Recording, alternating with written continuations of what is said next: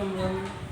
கித்தல நீரை கணி அப்புடவள் கூறி வப்பிய கரிமுகன் கச்சிடும் அடியவர் புத்தியல் உழைவர் கற்பகமென வினை கடித்தேகும் தம்மதியம் வைத்திடும் அரண்மன் மற்பொழுதிரள் பூயமதையாம் மத்தளவயிலனை கவி புதல்வன் மட்டவில் மலர் கொடு பணிவே முட்டமில்லடைவினை முற்படுகிறதன் முற்படுதியம் ஓனி முப்புறமெறி சிதாட்சிவனுரை ரதம் அச்சதுபடி சிதாதி தீரா யாராவது கொண்டு சுற்றி கவனிப்படும் அப்புணம் அதனிடையமாகி அக்குற மகளுடன் சிறுமுருகனை அக்கணமாக பெருமா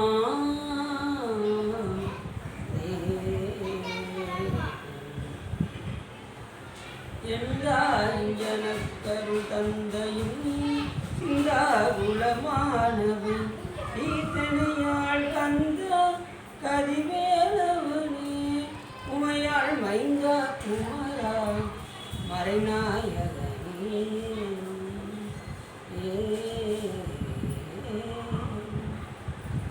பொழியர்கோன் பொழித்த புகழியர்கோன் கடல் போற்றி ஆளுமிசைகள் அணிந்த பிரான் அடி போற்றி வாழி திருநாவலூர் வன்தொண்ட பதம் போற்றி ஊழிமணி திருவாத ஊரர் திருத்தாள் போற்றி.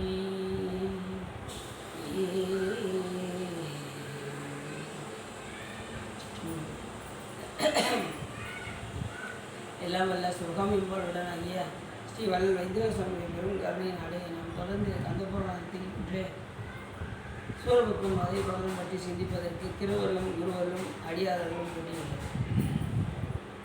போதமுரு சூதமுனி புகன்ற காந்த புகழ் கடலில் படிந்திருந்த பொருளதான மேதகு வன் பொருள் அருந்தி பையம் புரிய வெய்யதிய பிறவி என்னும் வெறுமை தீர யாதவில் பூம்பொழில் காஞ்சி புகட்டும் ஏறி சலதி அம்மினை நிகழ்ச்சின் தமிழதான காதல் மலை பொடிந்த அருட்கொண்டலான கச்சியப்பண்ணின் பாதமுச்சி.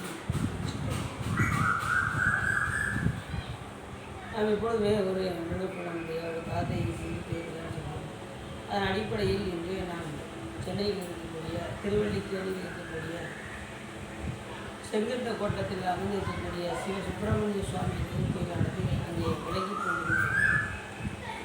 அந்த பெருமான் சிவ சுப்பிரமணியராக அங்கே துவங்குகிறார். ஏற்கனவே நாம் சொல்வது போல் சு என்றால் விசேஷம், பிரம்மம் என்றால் பிரம்மம், நியம் என்றால் தன்மை, விசேஷ பிரம்மத்தன்மையுடைய அந்த 6வது முகம் சுப்பிரமணிய சுவாமியாக அங்கே பெருமான் விட்டிருக்கின்றார். இந்த திருக்கோயிலானது கிட்டத்தட்ட ஒரு 1500 ஆண்டுகளுக்கு பழமையான ஒரு திருக்கோயிலாக விளங்குகின்றது. சுவாமி சுப்பிரமணியன் சிவசுப்பிரமணியன் என்ன என்று சொன்னால், சிவபெருமானே சுப்பிரமணியராக வந்த ஒரு காரணத்தினால் இங்கே சிவசுப்பிரமணியராக சிவபெருமான் சிவபெருமானே முருகராக வந்த வரலாறு நாம் ஏற்கனவே பலமுறை பார்த்தோம். அந்த தேவர்கள் எல்லாம் கேட்டுக்கொண்டிருக்கிறாங்க. கரெக்டாக தெரியுது சார், எது மறைக்குது இல்லையா? அந்த தேவர்கள் எல்லாம் சிவபெருமானிடம் போய் சென்று முறையிட, பெருமானே உருவோடு தொழில்வேர் ஒன்றுமின்றியே பரவியனி அவை பறித்து வைப்பது விரவிய உயிர்களுக்கெல்லாம் வீடு தந்திடும் கர்வமே அது அல்லால் கருணையாவதே என்று அந்த தேவர்கள் எல்லாம் கேட்டுக்கொண்டதற்கு இணங்க சிவபெருமான், பெருமானே உனக்கு ஊர் கிடையாது, பேர் கிடையாது, தொழில் கிடையாது, ஆனாலும் இந்த உயிர்கள் எல்லாம் கடைத்தேற வேண்டும் என்பதற்காக உனக்கென்று ஒரு உருவம், உனக்கென்று ஒரு பேர் வைத்து கொண்டா என்று தேவர்கள் எல்லாம் முறையிட்டார்கள். சிவபெருமான் உடனே சாமி பார்த்தாரு, இப்போ நீங்கள் எதுக்கு பார்த்துட்டீங்க, முதல்ல அதை சொல்லுங்க அப்படின்னு சாமி கைலாய மலையில் எல்லா தேவரும் போய் சொன்னாங்க. சாமி, ஆதியும் நடுவும் ஈரும் அருவமும் உருவமும் ஒப்பும் ஏதுவும் வரவும் போக்கும் இன்பமும் துன்பமும் இன்றி வேதமும் கடந்து நின்ற விமலா ஒரு புதல்வன் தன்னை நின்னையே நின்பால் நிகழ்க்க என்றார் என்று, பெருமானே நீ கொடுக்க ஒரு குழந்தை வேணும், அந்த குழந்தை எதுக்குன்னா எப்படி இருக்கணும் அப்படின்னா, அது ஆத்தி இருக்கக்கூடாது, அந்த இருக்கக்கூடாது, தொடக்க இருக்கக்கூடாது, முடிவு இருக்கக்கூடாது, இன்பம் இருக்கக்கூடாது, துன்பம் இருக்கக்கூடாது, பிறப்பு இருக்கக்கூடாது, இறப்பு இருக்கக்கூடாது. அப்படிப்பட்ட ஒரு குழந்தை வேணும். அந்த குழந்தைய அம்பாள்கிட்ட இருந்து வரக்கூடாது, உங்ககிட்ட இருந்து வரணும் அப்படின்னாங்க. நின்னையே நின்பாள் நிகழ்க்க என்றார். சாமி உங்ககிட்ட இருந்து அந்த குழந்தை வரணும் அப்படின்னா என்ன அர்த்தம்? சாமி நீங்களே குழந்தையாக வர வேண்டும் அப்படிதான் சுவாமி என்ன செஞ்சார்?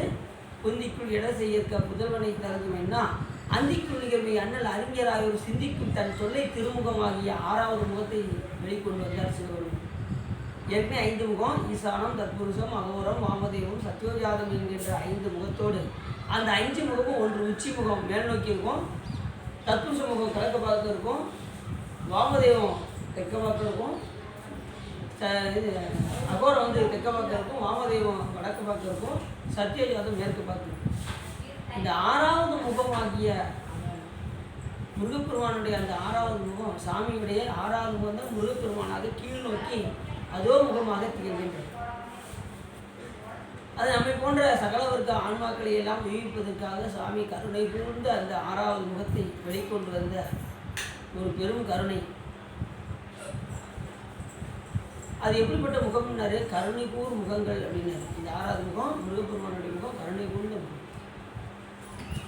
இதுக்கு முன்னாடி அந்த முகம் யாருக்கு தெரிந்து கொண்டு இருந்தது என்று சொன்னால், அது ஞானிகளுடைய கண்ணுக்கு மட்டுமே தெரிந்து கொண்டிருந்த அந்த திருமுகத்தை எல்லா உயிர்களும் கண்டு தொட வேண்டும் என்பதற்காக வெளிக்கொண்டு வந்த அந்த திருமுகம் தான் 6வது முகமாகிய முருகப்பெருமானுடைய அந்த அதோ முகம். இந்த வாட்டி வாங்கிட்டேன். அப்படி 6 முகங்களையும் ஒன்றாக கொண்டு கந்தனாக திகழ்கின்றார் முருகப்பெருமான். பகைவருடைய ஆற்றலை வட்டச் செய்வதாகவும் 6 முகங்களையும் ஒன்றாக கொண்டவராகவும் உயிர்களுக்கு பற்றுக்கோடாயும் விளங்குவது என்ற காரணத்தினால் முருகப்பெருமானுக்கு கந்தன் என்கின்ற ஒரு பெயர். அதனால தான் இந்த புராணத்துக்கு கந்த புராணம் என்று பெயர். நிறைய இடத்துல பார்த்தீங்கன்னா கந்தன்கிற பேரில் தான் நிறைய இருக்கும். கந்த புராணம், கந்த சஷ்டி கவசம், கந்தர் அலங்காரம், கந்தர் அனுபூதி, கந்தர் அந்தாதி, இப்படி கந்தர் பேரை சொல்லி நிறையா வரும். அப்படி ஒரு சிறப்பு இதுக்கு உண்டு. அப்படி சுவாமி என்ன செய்தார் என்று சொன்னால், அந்த சுப்பிரமணிய சுவாமியராக அந்த 6வது முகம் தான் சுப்பிரமணிய சுவாமி. சிவபெருமானே குழந்தையாக வந்த காரணத்தால் சிவ சுப்பிரமணிய சுவாமியாக இந்த திருக்கோயில் வீட்டிருக்கின்றார். திருவள்ளிக்கரையில் இருக்கக்கூடிய செங்குந்த மாவட்டத்தில் இருக்கக்கூடிய சிவ சுப்பிரமணிய சுவாமி திருக்கோயிலானது அங்கே விளங்கி தோன்றுகிறது. அது எப்படிப்பட்ட முகம்? முருகப்பெருமானுடைய முகம் கருணை கூர்ந்த முகம். அருவும் உருவும் அனாதியாய்ப்படவும் பிரமமாய் நின்ற ஜோதி பிளம்பு அது ஒரு மேனியாகி சிவருமாடி நெட்டுக்கல்லில் இருந்து தோன்றி தீப்பொறியாக தோன்றி அதை கொண்டு போய் அக்னிகிட்ட கொடுக்க, அக்னி வாயுகிட்ட கொடுக்க, வாயு கொண்டு போய் கங்கைகிட்ட கொடுக்க, கங்கை கொண்டு போய் சரவண கோயிலில் கொண்டு போய் சேர்த்தது அந்த 6 நெருப்பு பொறிகளை. அது 6 முகங்களாக 6 குழந்தைகளாக தோன்றியது. அதுதான் 6 முகமாகிய முருகன். அதுக்கப்புறம் கார்த்திகை பெண்களால் பாலூட்டப்பட்டு கார்த்திகை பெண்களுக்கு சிறப்பு அதிகம். அதனால் கார்த்திகை பெண்களை எடுத்து வளர்த்த காரணத்தினால் முருகப்பெருமானுக்கு கார்த்திகேயன் என்ற ஒரு சிறப்பு நாமமும் உண்டு. இப்படி பல சிறப்புகள் முருகப்பெருமானுக்கு உண்டு. அப்படி அந்த சிவசுப்பிரமணிய சுவாமியாக முருகப்பெருமான் கருணை கூர்த்த முகத்தோடு அங்கே காட்சியளிக்கின்றார். அருவும் உருவும் அனாதியாய் பலவும் பிரமமாய் நின்ற ஜோதி பிளம்பு அது ஒரு மேனியாகி, அந்த பொறியானது ஒரு மேனியாகி குழந்தை வடிவம் கொண்டு ஒரு திருமுருகன் வந்து எப்படி வந்தார்? திருமுருகன் முகங்கள் 6 கருணை கூர் முகங்கள் 6 கரங்கள் 12 கொண்டு ஒரு திருமுருகன் வந்து உதித்தன 4 உலகம். அப்படி எல்லா உயிர்களுக்காகவும் கண்டு கொள்வதற்காக எல்லா உயிர்களையும் உயிர்ப்பதற்காக முருகப்பெருமான் தோன்றினார். இப்போ சூரியன் தோன்றுச்சுன்னா சூரியன் தோன்றுது அப்படின்னா மறுநாள் தோன்றும். அது மறைகிற மாதிரி தெரியும். ஆனால் என்னைக்கு அது உதிச்சிட்டே தான் இருக்கும். அது உதிக்காமல் இருக்கவே இருக்காது. அப்படி உதிக்க விட்டால் நாம் என்ன நிலையாகும்? நம்ம அவ்வளோதான் என்ன நம்ம அவ்வளோதான். அதே போல் எப்பயுமே முருகப்பெருமான் இருக்காரு. 6வது முகம் இருந்தது, இப்போ வெளிப்பட்டு சாமி கொண்டு. அதனால தான் உதித்தான் அங்கு உலகம் ஒய்ய அப்படின்னாரு. அப்போ ஏற்கனவே இருக்குது, அது உதிச்சது. ஏற்கனவே சூரியன் இருக்குது, காலையில் உதிக்கும். அதே போல் உதித்தனன் அங்கு உலகம் ஒய்ய என்று கூறுவதற்கு இணங்க இந்த சிவசுப்பிரமணிய சுவாமி திருக்கோயிலானது எனக்கு விளங்குகின்றது. 2வது அந்த திருக்கோயில் விழாக்கள் எல்லாம் பார்த்தீர்கள் என்று சொன்னால் தை மாதத்தில் தான் அங்கே மிக சிறப்பாக அந்த திருக்கோயிலில் நடத்துகின்றார்கள். அப்படிப்பட்ட ஒரு கோயிலாகவும் அங்கே விளங்குகின்றது. விழாக்கள் எல்லாம் ரொம்ப முக்கியம். அப்படி இந்த திருக்கோயிலையும் விழாக்கள் எல்லாம் மிக சிறப்பாக நடைபெறுகிறது. அங்கே கணபதியில் போன்ற நவகிரகங்கள், நவ வீரர்களுக்கு, இந்த 9 வீரர்களுக்கும் அங்கே தனியாக சன்னதியெல்லாம் உண்டு. நம்ம ஏற்கனவே இந்த கந்த புராணத்தில் பார்த்துக்கிட்டு இருக்கோம். நவ வீரர்களை வீர புரந்தரர், வீர மகேந்திரர், வீர கேசரி, வீரபாகுத்தேவர் இப்படி போன்ற நவ வீரர்களுக்கும் அங்கே சன்னதிகள் உண்டு. அப்படிப்பட்ட ஒரு சிறப்பான ஒரு திருக்கோயில் தான் அந்த ஸ்ரீ சுப்பிரமணிய சுவாமி திருக்கோயில். வாய்ப்பு கிடைத்தால் நம்ம அந்த சென்னை மாவட்டத்துக்கு சென்றால் அந்த சிவசுப்பிரமணிய சுவாமி செங்குந்தர் மாவட்டத்தில் செங்குந்த கோட்டத்தில் போய் அந்த பெருமானை போய் நாம் தரிசித்து வரலாம் என்று சொல்லி நாம் இப்பொழுது புராணத்திற்குள் செல்வோம். சூரபத்மன் வதைப்படலாம் யுத்தகாண்டத்தில் நிறைவு பகுதிக்கிட்ட நம்ம நெருங்கிட்டு இருக்கோம். வலிய சூரபத்மன் வெற்றியுடைய வேல்களை ஏந்தி 1000 கோடி ஒற்றர்களை பார்த்து, நீங்கள் என் ஆட்சிக்குட்பட்ட அண்டங்கள் எல்லா இடத்திலும் போய் தங்கி அங்குள்ள படைகள் எல்லாவற்றையும் விரைவாக இங்கு அழைத்து கொண்டு வாருங்கள் என்று கட்டளையிட்டார். யார்? நமது சூரபத்மன். இப்போ எல்லாரும் இறந்து போயிட்டாங்க. தன்னுடைய சிங்கமுகாசன் தம்பியும் இறந்து போயிட்டார் என்ற செய்தியை அறிந்து இப்போ எல்லா ஒற்றர்கள் 1000 கோடி ஒற்றர்களையும் கூப்பிட்டு நம்முடைய படைகளை எல்லாம் திரட்டி வாருங்கள் என்று அழைத்து கொண்டு வாருங்கள் என்று சொல்லி அங்கனும் சூரபத்மன் சொன்னபோது உடனே அத்தனை பேர் என்ன செஞ்சாங்க, அண்டங்களில் எல்லாம் புகுந்து மன்னருக்கு மன்னரான சூரபத்மன் கட்டளையை எடுத்து போயினார்கள். அப்படி கூறினதும் ஒவ்வொரு அண்டங்களையும் போய் ஒவ்வொரு ஒற்றர்களும் போய் என்ன செஞ்சாங்க, உங்களுடைய படையை திரட்டி வாருங்கள், உங்களுடைய படையை திரட்டி வாருங்கள் என்று சொல்லி எல்லா அண்டங்களையும் போய் அத்தனை வீரர்களையும் திரட்டி கொண்டு வந்து ஒரு பெரிய படையை உருவாக்கினார்.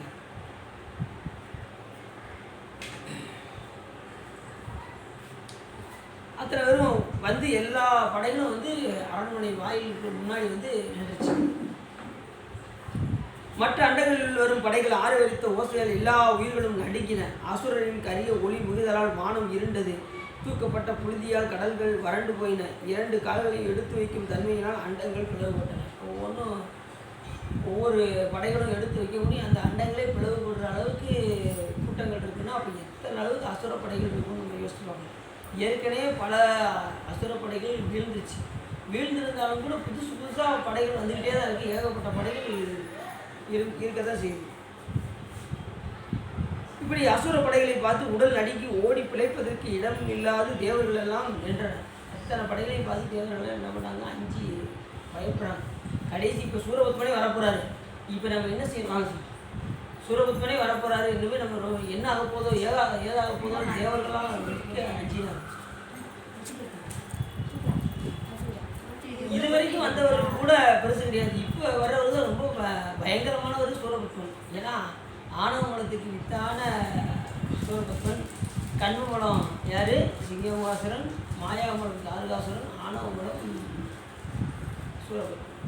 நம்மக்கிட்ட இயல்பாக வந்து என்ன இருக்குன்னா, ஆணவமலம் நம்ம எல்லா உயிர்கிட்டையும் ரொம்ப இருக்குது. இயல்பு கூட தன்னை காட்டும். ஆனால் அந்த ஆணவமலம் தன்னையும் காட்டாது. எது போல் அப்படின்னா, ஒருத்தரை போய் ஒரு ரூமில் போய் ஒரு இருட்டு அறையில் போய் ஒருத்தரை போய் புக் எடுத்துவாங்க அப்படின்னு சொன்னோம்னா அவர் என்ன செய்வார், இப்படி பார்ப்பார், தடவார். தடவிட்டு வந்து ஒன்றும் தெரியல, இருட்டாக இருக்குங்க அப்படின்பார். என்ன சொல்லுவார், வந்து உள்ளே போயிட்டு என்ன சொல்லுவார், தேடி எடுக்க முடியல, என்ன சொல்லுவார், ஒரே இருட்டாக இருக்குது. இருட்டு வந்து தன்னை காட்டுதா, உள்ளே இருட்டாக இருக்குன்னு தெரியல, இருட்டு வந்து காட்டுது. ஆனால் அந்த ஆணவமலம் இது தன்னையும் காட்டாது. எது போல் அப்படின்னா, ஒருத்தரை போய் உங்களுக்கு ஆணவமலம் ரொம்ப இருக்குல்லது அப்படின்னு வச்சுக்கோங்க, என்ன செய்வார், யாரை பார்த்தா இந்த கேள்வி கேட்டா நீ அப்படின்னு நினைச்சுக்காரு, அடிக்கிறதுக்காரு. அதனால் அந்த ஆணவமலம் தன்னையும் காட்டாது. அதுபோல் இந்த ஆணவமலமானது ரொம்ப ஸ்ட்ராங்காக இருக்கும். ஆணவமலம் எல்லா வீட்லையும் யானி எனது என்கின்ற செருக்கு மிகுந்து காணப்படும். அப்படி இருக்கிறதுனால தான் நாம் எங்கே இருக்கோம், இங்கே இருக்கோம். இல்லை நாம் இங்கே இருக்கிறதுக்கு வாய்ப்பே கிடையாது. சாமிக்கிட்டே இருப்போம். ஆனால் இங்கே இருக்கோம். என்ன காரணம், நம்மக்கிட்ட ஆணவமலம் அதிகமாக இருக்குது. ஆனால் வழிபாடு செய்ய தான் அது குறையும். அது வரைக்கும் அது குறைவதற்கு வாய்ப்பே கிடையாது. சாமி நினைந்து போற்றி வழிபாடு செய்து தொண்டுகள் எல்லாம் பல செய்து சிவபுண்ணியங்கள் அதிகமாக செய்ய தான் இந்த ஆணவ மலமாவது கொஞ்சம் தேயும். இல்லைன்னா தேய்வதற்கு வாய்ப்பே இல்லை. அது வாட்டு இருக்கும். ஜம்முன்னு அவர் ஆட்சி புரிஞ்சிக்கிட்டே இருக்கும். எதை பார்த்தாலும் ஆசைப்படும். அந்த வடையை வாங்கி சாப்பிடு அப்படிங்கும். அப்புறம் போய்கிட்டு இருக்கும்போது இந்த ஸ்கூலில் இட்லியே போடுறாங்க, அதை வாங்கி சாப்பிடு. யாரையாவது அடுத்தவங்களை பார்த்து பொறாமப்படு. இந்த கெட்ட செயல் பூரா செய்கிறது எது அப்படின்னா நம்மளுடைய ஆணவமலத்தின் செயல் தான் செய்யுது.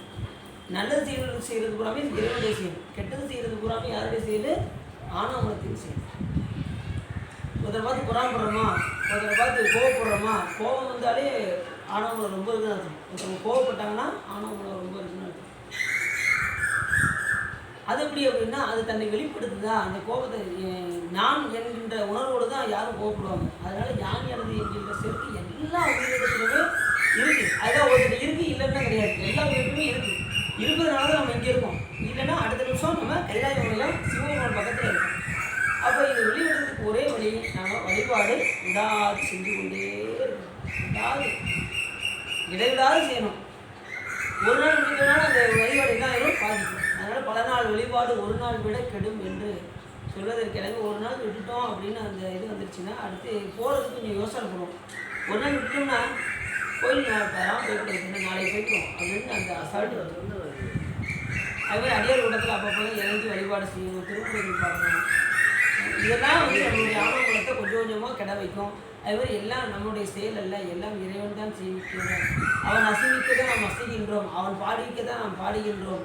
ஆட்டுவித்தால் ஆறுவர் ஆடாதாரை, அடக்கிவித்தால் ஆறுவர் அடங்காதாரை, ஓட்டுவித்தால் ஆறுவர் ஓடாதாரை, உருகுவித்தால் ஆறுவர் உருகாதாரை, பாட்டுவித்தால் ஆறுவர் பாடாதாரை, படிவித்தால் ஆறுவர் பணியாதாரை, காட்டுவித்தால் ஆறுவர் காணாதாரை, காண்பாராய் கண்ணுகளாய் காக்காக்காலே என்று அப்பர் சுவாமி கூறுவதற்கு தெரிந்த ஒவ்வொரு அசைவும் சிவபெருமான் தான் நம்ம இயக்குகின்றார் என்று தெரிந்து, அவன் ஆட்டிவிக்க தான் நாம் ஆடுகின்றோம் என்று தெரிந்து, அவன் பாடிவித்தால் தான் பாட முடியும் என்று தெரிந்து, அவன் உருவித்தால் தான் நாம் உருக முடியும் என்று தெரிந்து, அவன் ஒரு பொருளை காட்டினால் தான் நாம் காட்ட முடியும் காண முடியும் என்று தெரிந்து, எல்லாம் சிவன் செயல் என்கின்ற உணர்வோடு எந்த உயிர் ஆன்மா இருக்கின்றதோ அந்த உயிருக்கு தான் ஆணவமலம், இல்லைன்னா ஆணவமலம் மிகுந்து காணும்.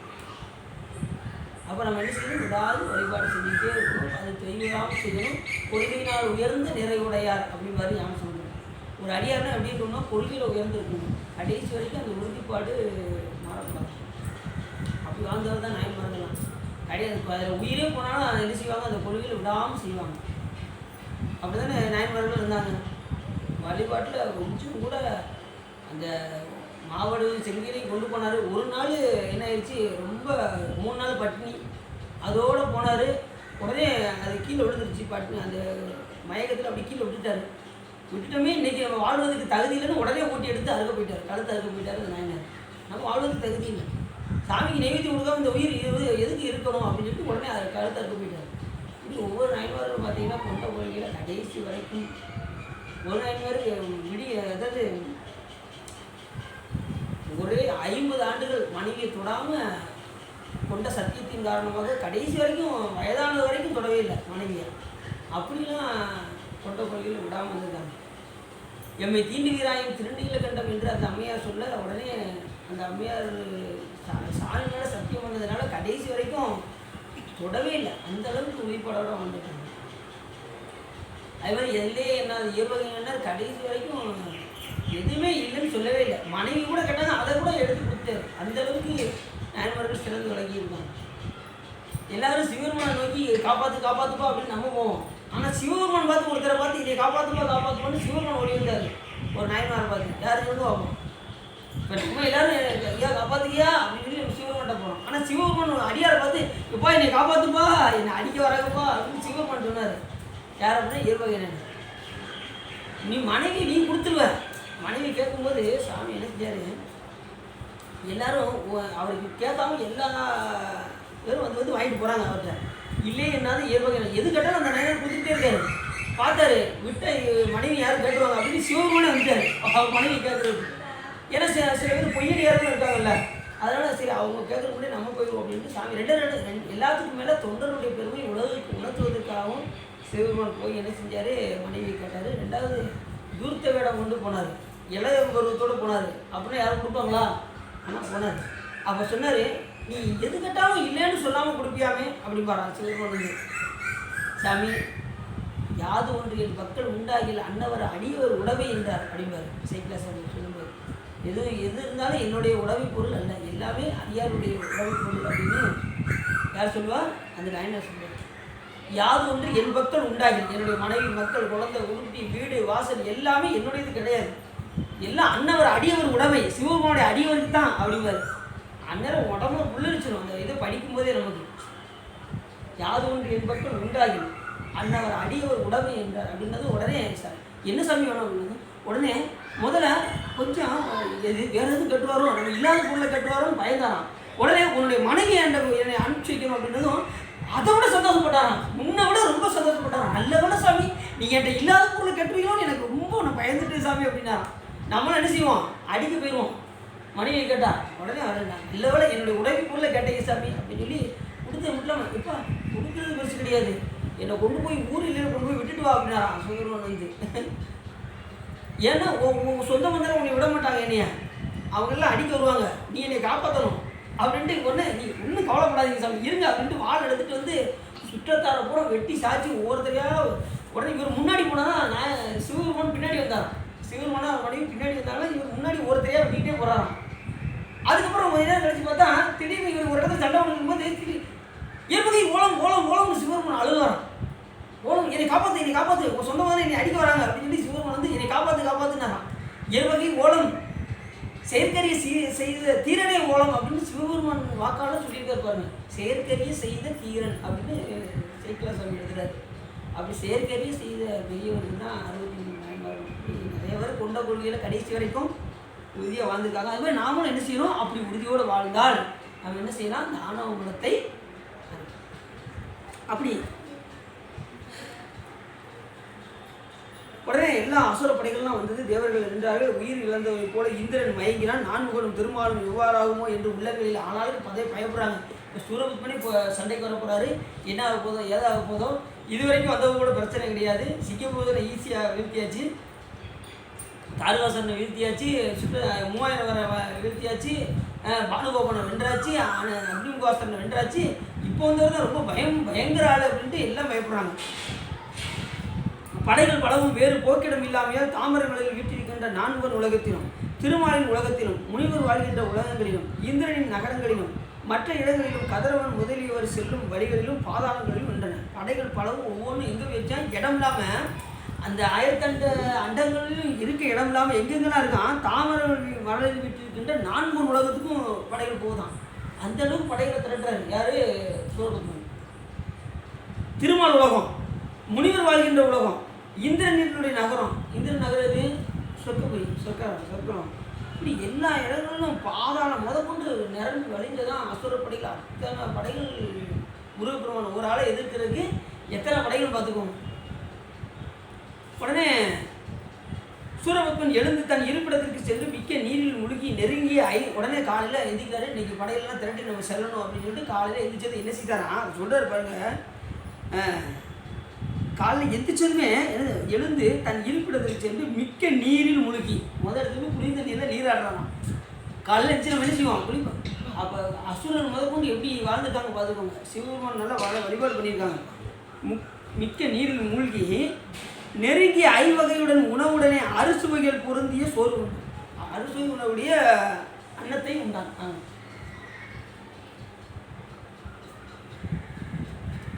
அது நஞ்சா அமிர்தமா என்று சொல்கிற அளவுக்கு அவருடைய அண்ணன் வந்து கடையான இறுதி சாப்பாடு அவருக்கு அதுதான். ஏன்னா அடுத்து வந்து அவர் சாப்பாடை நினச்சி பார்க்கவே முடியாது. ஏன்னா அடுத்து வந்து என்ன செய்யக்கூடாது, போரில் போய் சேவனும் மயிலும் ஆக போகிறார். அதுதான் அவருக்காக சாப்பிட்ட கடைசி அன்னம். அதனால தான் இது நஞ்சா அமிர்தமா அப்படின்னு சொல்லி இவரே சேர்க்கல. இவர் கச்சியப்பா சேர்த்து சொல்கிறாரு, நஞ்சுகள் மருந்துகள் அதுவே அப்படிங்கிறாரு. நஞ்சா அமிர்தமா அப்படின்னு சொல்லி கேட்குறாரு. அப்போ அது மாதிரி அடியார்கள்லாம் வந்தாங்கன்னா நம்ம வந்து சொல்லலாம் அறுசுவை உணவு கொடுக்கணும். நம்ம சாதாரணமாக கொடுக்கக்கூடாது அறுசுவை உணவு. ஆனால் இப்போ உள்ள காலத்துக்கு நம்ம ஏதாவது ஒன்றை கொடுத்தா போதும். அறுசுவை தான் கொடுக்கணும்னு இல்லை, ஆனால் வாய்ப்பு கிடைச்சி பயன்படுத்தணும். இந்த மதிய உணவுலாம் பார்த்திங்கன்னா அறுசுவை வந்துடும். மதிய உணவில் இனிப்பு என்ன வந்துடும், பாயாசம் வந்துடும், இல்லைன்னா கேசரி ஏதாவது வந்துடும். மதிய நேரத்தில் இது வந்துடும். அப்புறம் அப்பளம் வரும், கூட்டு வரும். அதிலே வந்து பார்த்திங்கன்னா அறுசுவை, இனிப்பு, கார்ப்பு, உவர்ப்பு, துவர்ப்பு, கசப்பு எல்லாமே வந்து அறுசுவை வந்துடும். இந்த அறுசுவை வைக்கும்போது ஒவ்வொன்றும் எதை குறிக்கும் அப்படின்னா அப்பளம் வந்து நம்மளுடைய வினைகள் நொறுங்குவது. அப்பளத்தை நொறுங்கினா என்ன ஆகும், நொறுங்கும். அதே போல் நம்மளுடைய வினைகளை வந்து நொறுங்குறதுக்காக தான் அப்பளம் வச்சுருக்காங்க. கூட்டு எதுக்கு வச்சுருக்காங்க, நாம் அடியாரோடு எப்பயுமே கூடியே இருக்கணுங்கிறதுக்காக தான் கூட்டு வச்சுருக்காங்க. அன்னம் எதுக்கு வச்சுருக்காங்க, அன்னம் தான் முக்தி.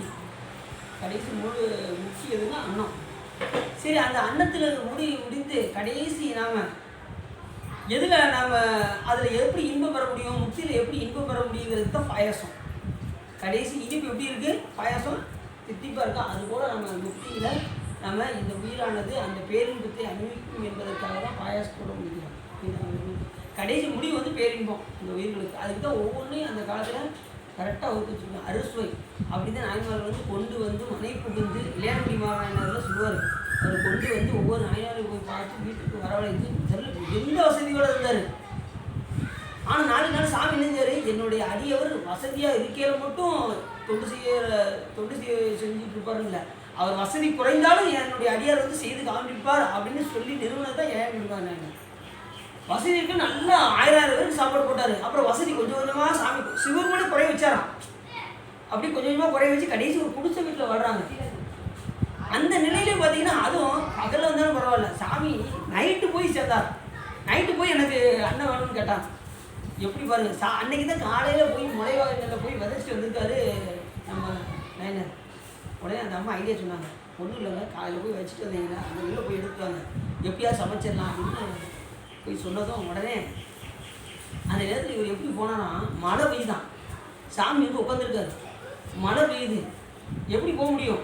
அந்த காலத்தில் இப்போ லைட் இருக்குது, அப்போ லைட் வெளிச்சம் கிடையாது. எப்படி போனாராம், சைக்கிளில் சைக்கிள் சொல்கிறாரு, மின்னல் வெட்டிச்சு பாருங்க. அந்த மின்னல் இடியை வச்சே போயிட்டாராம். அந்த வெளிச்சத்தை வச்சே போய் அந்த இடத்துக்கு போய் பார்த்தா அந்த வயலில் வந்து தண்ணி மழை வெடிச்சு மேலே அப்படியே மிதந்து கிடக்கும் அந்த முளைவாரியில். அதை அப்படியே சேர்த்து அள்ளி கொண்டு வந்து வியாபார வீட்டுக்கு ஓடிக்கு வந்து கொண்டு கொடுத்தாராம். உடனே இப்போ சோறு ரெடி ஆயிடுச்சு, காய் குழம்புல வரல.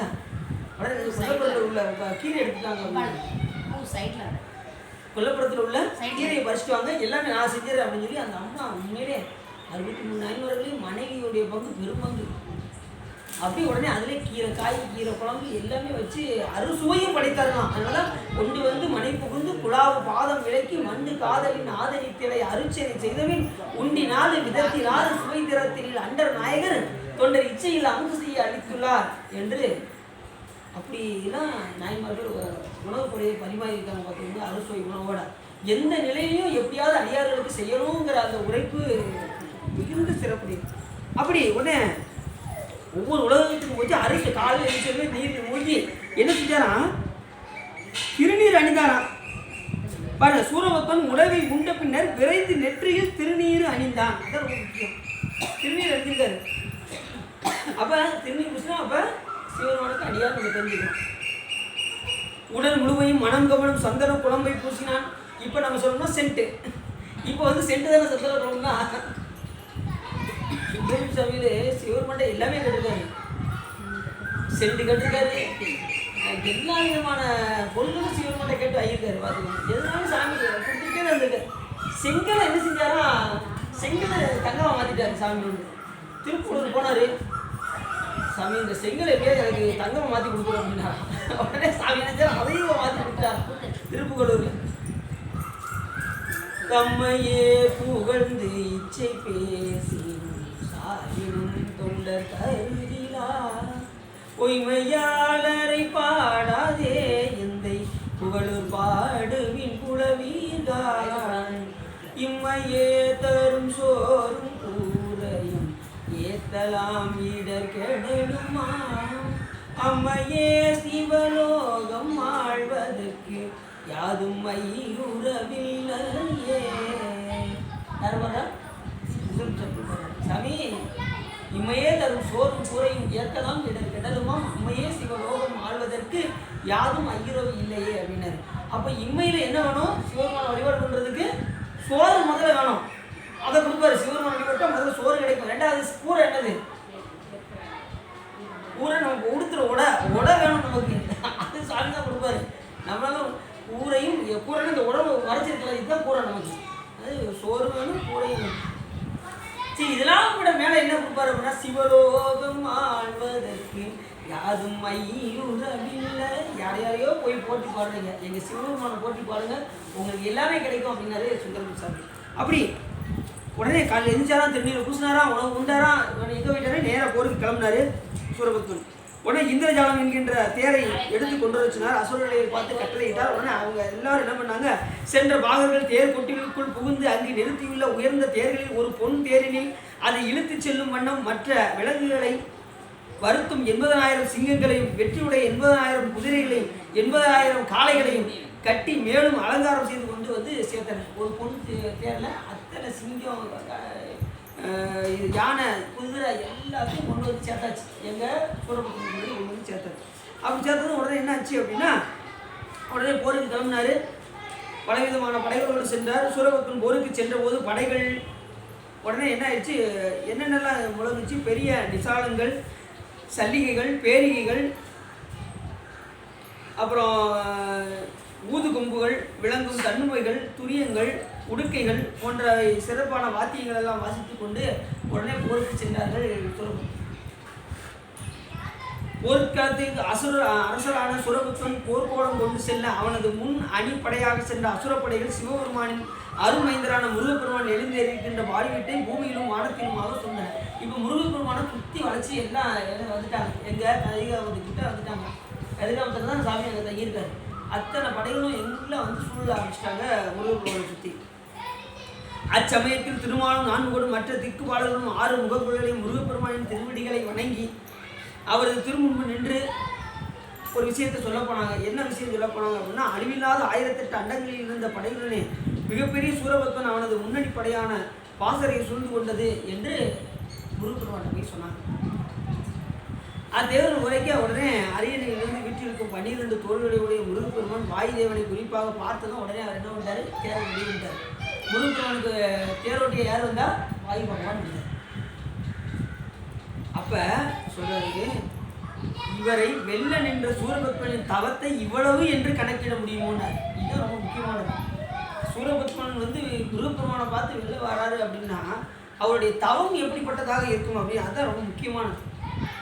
முப்பிறவிலேயே பலவிதமான சன்னிகிரி யோகங்கள்லாம் பண்ணி முருகப்பெருமானை ஏற்கனவே தரிசனம்லாம் பண்ணி அவர்கிட்ட மிகுந்த வரங்களை எல்லாம் வாங்கி ஏற்கனவே சூரன் பதுமன் என்கின்ற இருவர் முருகப்பெருமானை வேண்டி நாங்கள் இருவரும் ஓர் உடலில் இருக்க வேண்டும் என்று வேண்டி முப்பிறவிலே அதுக்கப்புறம் தான் மறுபடியும் என்ன செய்கிறாங்க, சூரனும் பதுமனாக ஓர் உடலில் இருந்து என்ன செய்கிறாங்க, ஆட்சி புரிகின்றார். அப்போ இப்போ மயிலாவும் சேவலாவும் ஏற்கனவே இருந்தவங்க தான். அதுக்கு பிறகு யார் வராரு அப்படிங்கிறத கடைசி சொல்கிறார். அந்த சேவலாவும் மயிலாவும் யார் வந்தா அப்படின்னு கட்சி சொல்கிறார். அதை நம்ம கடைசி பார்ப்போம்.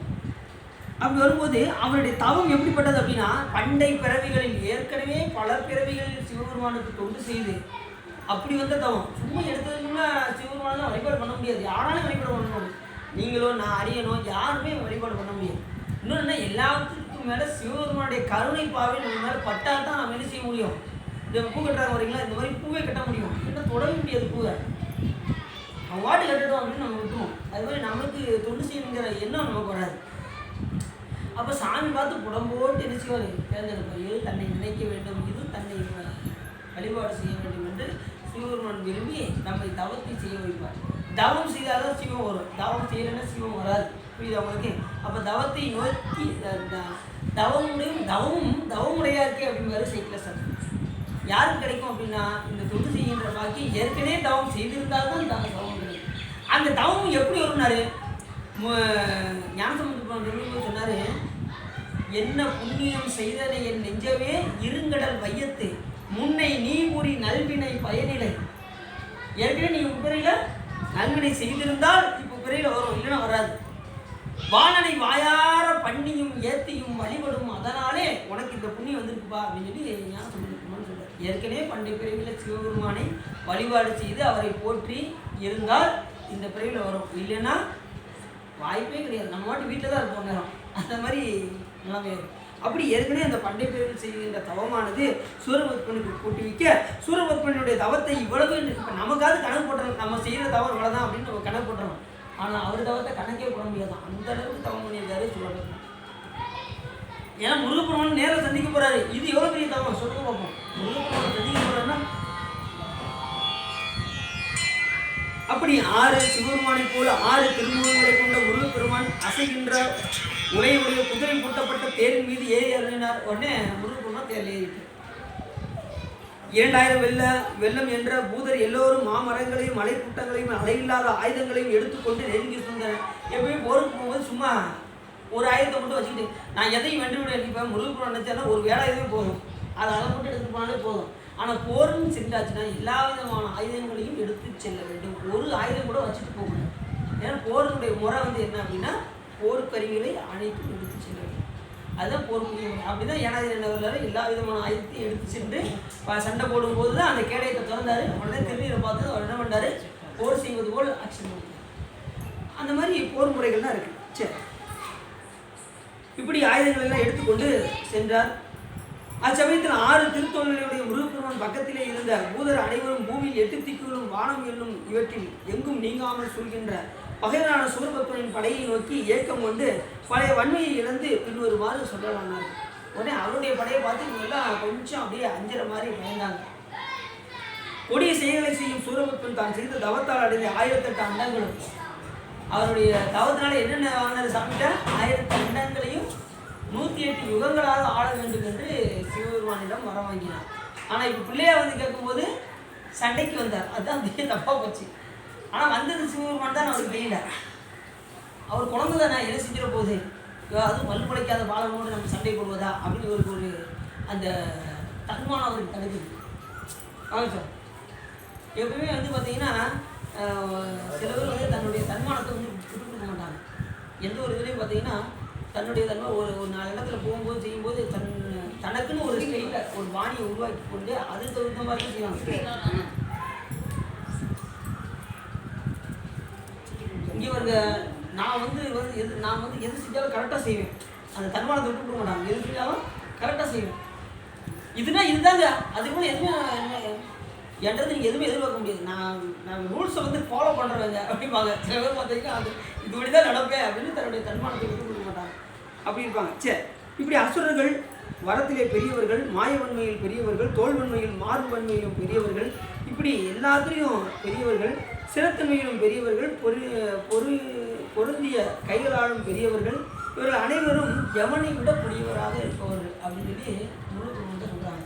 அவருக்கு தெரியாதா முருகப்பெருமானுக்கு அசுரருடைய வீரத்தை பற்றி அவருக்கு தெரியாதா? இருந்தாலும் எடுத்து சொல்கிறாங்க, முருகப்பெருமான் அப்படியாப்பா அப்படின்னு சொல்லி கேட்குறாரு. எல்லாமே சிவபெருமான் செய்கின்ற திருவிளையாடல் தான் இது. அப்படி இந்த அசுரர்களில் பலர் அக்னி முகாசுரனை போல் போன்றவர்களாக வந்துள்ளனர். உயர்ந்த யானை முகத்தவனை போல் வருகின்றார்கள். சில பேர் கயமுகாசுரனை போல் இருக்கிறார்கள். சில பேர் சிங்கமுகாசுரனை போல் இருக்கின்றார்கள் அப்படின்னு சொல்லி ஒவ்வொருத்தரையும் எடுத்து சொல்கிறாங்க சாமிகிட்ட. அப்படியாப்பா சரிப்பான்னு சாமி என்ன செய்கிறாரு, முருகப்பெருமான் கேட்டுக்கிட்டே இருக்காரு. இப்படி சொல்லி உடனே என்ன பண்ணுறாங்க, இந்திரன் வன்மையுடைய துளசி மாலை சூடிய தலையுடைய திருமாலை பார்த்து ஒன்றை சொல்லலானார். உடனே அந்த நேரத்தில் இந்திரன் பார்த்தாராம், திருமாலை பார்த்து ஒன்று சொன்னாராம். இப்போ முருகப்பெருமான் வந்திருக்காரு எப்படி அப்படின்னு சொல்லி கேட்குறாரு. இப்போ சொல்கிறார், இருந்தாலும் பயமாக இருக்குது, சூரபத்மன் வந்திருக்கானே ரொம்ப பயமாக இருக்கே அப்படின்னு சொல்லும்போது என்ன சொன்னார், அவன் முருகப்பெருமான் போர் செய்வதற்கு 1008 அண்டங்களில் உள்ள படைகள் அனைத்தும் வந்து நெருங்கியுள்ளன. அதனால் நம்ம இப்போ என்ன செய்ய போகிறோம் அப்படின்னு திருமாட்டை கேட்கும்போது அவர் சொல்கிறாரு, நீ கவலைப்படாதப்பா, ஏன்னா சாமி சாதாரண ஆள் கிடையாது. இந்திரன் இவ்வாறு சொல்லவும் இலங்கையை ஆண்ட ராவணனை கொள்ளும் ஆற்றல் கொண்டு நின்ற திருமகளை மார்பில் கொண்ட திருமால் தேவர்கள் அரசு முறையில் காக்கும் இந்திரன் உள்ள கிடக்கை உணர்ந்து கவலையை ஒழிப்பதற்கு அவனுடைய கவலையை போக்குவதற்காக திருமால் ஒன்று சொன்னார். என்ன சொன்னார் அப்படின்னா, காலமாய் காலமின்றி முருகப்பெருமான் எப்படிப்பட்டவர், காலமின்றி, கருமமாய் கருமமின்றி, ஞாலமாய் ஞாலமின்றி, கோலமாய் கோலமின்றி, குணங்களாய் குணங்களின்றி, அப்படிப்பட்ட காலமாய் காலமெல்லாம் கடந்தது முருகன் யாரு, சுவாமி சிவபெருமான். கால அதிகம் பேர் சிவபெருமானுக்கு எல்லா காலங்களையும் கடந்தது. அவருக்கு இப்படி இப்போ தேவர்கள் பார்த்தீங்கன்னா அவங்களே படைபோர்கள் வாழணும். இப்போ நமக்கு 100 ஆண்டுகள், மனிதனுக்கு எத்தனை ஆண்டுகள் வாழ்நாள், 100 ஆண்டு. அதுலேயும் போயிலாம் 60-70 போயிடுறாங்க, அது வேறு விஷயம். இருந்தாலும் ஒரு உடம்பை கட்டுக்கோப்பை வச்சுக்கிட்டா ஒரு 100 வயது வரைக்கும் இருக்கான். தேவருக்கு பல யுகங்கள் வாழ்வாங்க. அதே சொல்கிறாரு சேந்தனார், சொல்கிறாரு, சொல்லாண்ட சுருதி பொருள் சோதித்த தூய் மன தொண்டர் உள்ளி சில்லாண்டில் சிதையும் சில தேவர் சிறுநேரி சேராங்க அப்படின்னு சொன்னார். பார்த்தீங்களா, அவர்களுக்கே அந்த யுகமே எப்படியா சில ஆண்டுகள் தானா, அவங்க வாழ்நாளே சில ஆண்டுகள் தானா. அவங்க அத்தனை யுகம் வாழ்ந்தாலுமே சிலாண்டு அப்படின்னா அப்போ சாமிக்கு வந்து கணக்கே அவர் பல்லாண்டெல்லாம் கடந்தவரான் சிவபெருமான். அதனால தான் பல்லாண்டு என்னும் பதம் கடந்தானுக்கே பல்லாண்டு கொடுக்குமே. அவருக்கு அளவு கிடையாது, அவர் பல்லாண்டெல்லாம் கடந்தவர். அப்படிப்பட்ட பெருமானுக்கு நம்ம என்ன செய்கிறோம்? பல்லாண்டு கூறுகின்றோம். எதுக்காக பல்லாண்டு கூறுகின்றோம்? ஏன் அவர் சாமி போய் நம்ம வாழ்த்துறோம்? அவர் வாழ்த்தா எல்லா உயிரும் வாழும். அதுக்காக தான் சிவபெருமானை போற்றி எச்சலாம் சொல்கிறது. காரணம் என்ன? நீங்கள் சொன்னாலும் சொல்லட்டாலும் அவர் ஒன்றும் செய்ய போகிறது கிடையாது. ஆனால் சொன்னால் நம்ம உயிர் பக்குவம் வருது. புரியுது அவங்களுக்கு? யார் யாரெல்லாம் போட்டு சொல்கின்றோமோ எல்லா உயிரும் வாழும். ரெண்டாவது நம்ம உயிரும் கிடைத்தது. அதுக்காக தான் எல்லாரும் போட்டு சொல்வதன் காரணம் வந்து அதுதான். இறைவனை வாழ்த்த வாழ்த்த எல்லா உயிரும் மலையே நீ வாழ்க, கடலே நீ வாழ்க, ஒவ்வொருத்தன் பேர் சொல்லி கந்தசாமி நீ வாழ்க, குப்புசாமி நீ வாழ்க அப்படின்னு ஒவ்வொருத்தரையும் போட்டு கூப்பிட்டு வாழ்த்து நீ நல்லா இருப்பா நீ நல்லா இருப்பான்னு ஒரு ஆளையும் போய் சொல்லிக்கிட்டு இருக்க முடியுமா? அப்போ சிவபெருமான் வாழ்த்தியாச்சுன்னா எல்லா உயிருக்குள்ளும் இருக்கக்கூடிய ஈசனை வழிபாடு அதனால சிவபெருமான் வாழ்த்துறதுக்கு காரணம் அவரை வாழ்த்த வாழ்த்த எல்லா உயிரும் வாழும். காலமாய் காலமின்றி அவருக்கு காலமே கிடையாது. கருமமாய் கருமமின்றி நம்ம போல அவருக்கு வினைகள்லாம் கிடையாது. சாமிக்கு கருமமாய் கருமம் என்னது? வினைப்பேன் வினைகள். கோலமாய் கோலமின்றி இன்னும் கோலம் சொல்ல முடியாது. அவர் எல்லா கோலத்தையும் கடந்தவர். அதான் கணக்கில்லா திரு கோலம் நீ வந்து காட்டினாய் கழுப்புன்றி அப்படிங்கிறதால மாணிக்கவாசகர் இப்படி எல்லா கோலங்களையும் நினைத்த நேரத்தில் நினைத்த வடிவம் சிவபெருமான் ஒருவரை தவிர யாராலும் இருக்க முடியும். அப்படிப்பட்ட ஒரு முருகப்பெருமான் அப்படின்னு சொல்றாரு. கோலமாய் கோலமின்றி குணங்களாய் குணங்களின்றி. குணம் நம்மளை போன்ற குணம் சிவபெருமானுக்கு கிடையாது. முருகப்பெருமானை சொல்லும்போது முருகப்பெருமானுக்கு அதே தத்துவம் தான். எப்படி நமக்கு எப்படி முக்கணும் அப்படின்னா நமக்கு வந்து 3 குணம் இருக்கு. ராஜசம், தாமசம், சாத்விகம் என்கின்ற முக்குணம் நமக்கு வேலை செய்யும். ராஜசம் என்ன செய்வோம்? சுறுசுறுன்னு நல்லா இருக்கும். என்ன நான் தண்ணி வைங்க அந்த வார்த்தை எடுத்து என்ன செய்வோம்? அந்த வாதத்தை எடுத்து தூக்கி அவர் போடுவோம். அப்புறம் என்ன செய்வோம்? ஒரு தட்டி கலைஞர் ஒரு பெரிய ஒரு வண்டையை எடுத்துட்டு அதை தூக்கி போடுறது. அதுக்கு அந்த குடத்துக்கு பேர் என்னவர்? ரசோகுணம் என்று பெயர். ராட்சசகுணம் ரசோகுணம் என்று பெயர். அடுத்து என்ன செய்ய தெரியுமா? எல்லா வேலையும் முடிஞ்சதுக்கப்புறம் சுவாமியத்தில் வந்துடும். என்ன உட்காந்துட்டீங்க? இன்னும் 2 பாத்திரம் இருக்கு. பாத்திரத்தை வேலைக்கு என்னத்தை கண்டோம் கொஞ்சம் சரியாக கொஞ்சம் நாளைக்கு பார்த்துக்கணும் அப்படின்னு நினைச்சுவோம். சோம்பேறி ஆயிரும். சோம்பேறினா அந்த குணத்துக்கு பேர் தமோ குணம் என்று பேர். ரசோகுணம், தமோ குணம். அடுத்து இன்னொரு குணம் இருக்கு. இப்போ நீங்கள் எல்லாம் எந்த குணம் தெரியுமா இருக்கீங்க? சாத்வீக குணத்தில் இருக்கீங்க. சிவபெருமானுடைய புகழை கேட்கும்போது உங்களுடைய இது எப்படி இருக்கு? அமைதியாக இருக்கீங்களா? இந்த அமைதியான குணத்துக்கு பேர் என்ன பேர் அப்படின்னா சாத்வீக குணம். ஆனால் எப்பயுமே இந்த குணம் வந்து நமக்கு இருக்கணும். இந்த குணம் தான் எப்பயுமே இருக்கணும். ஆனால் நாம் எங்கேங்க இந்த எல்லையை மட்டும் தாண்டிட்டோம். எங்கள் குணம் எப்படி மாறுது மட்டும் பாருங்க. நீங்கள் ஒன்று நீங்கள் சொற்பொழி பேசிக்கிட்டே இருங்க. எங்கள் வீட்டில் போய் சமையல் செய்யணும் வேண்டாமா? அங்கே போய் வேகமாக சமையல் செய்யணும். வீட்டுக்காரர் வந்துடுவார். அவருக்கு காலத்தில் சாப்பாடு செய்யணும், சமையல் செய்யணும், எவ்வளோ வேலை கிடக்கு. நீங்கள் பேசுறா நீங்கள் 2 மணி நேரம் கூட பேசுங்க. எங்களுக்கு வேலை ஓடுவோம். அப்படி நம்மளுடைய குணங்கள் வந்து இந்த 3 குணம் எப்பயுமே வேலை செய்யும். எல்லா உயிர்களுக்கும் வேறுபாடு உண்டு. இந்த மாதிரி குணம் வந்து சிவபெருமானுக்கு கிடையாது. அதனால தான் சாமிக்கு விமலன் என்று பெயர். மலம் இல்லாதவன். ரெண்டாவது குணங்கள் இல்லாதவனுக்கு குணாதீதன் என்று பெயர் சுவாமிக்கு வந்து. அப்படி குணங்களை எல்லாம் கடந்தவர் சிவபெருமான். ஆனால் சிவபெருமானுக்கு குணம் உண்டா அப்படின்னா குணம் உண்டு. ஒரு பொருளுக்கு குணம் இல்லை அப்படின்னு சொல்லிட்டோம்னா அந்த பொருளே இல்லைன்னு ஆயிடும். சைவ சித்தாந்தத்தில் அதுதான் பொருள்.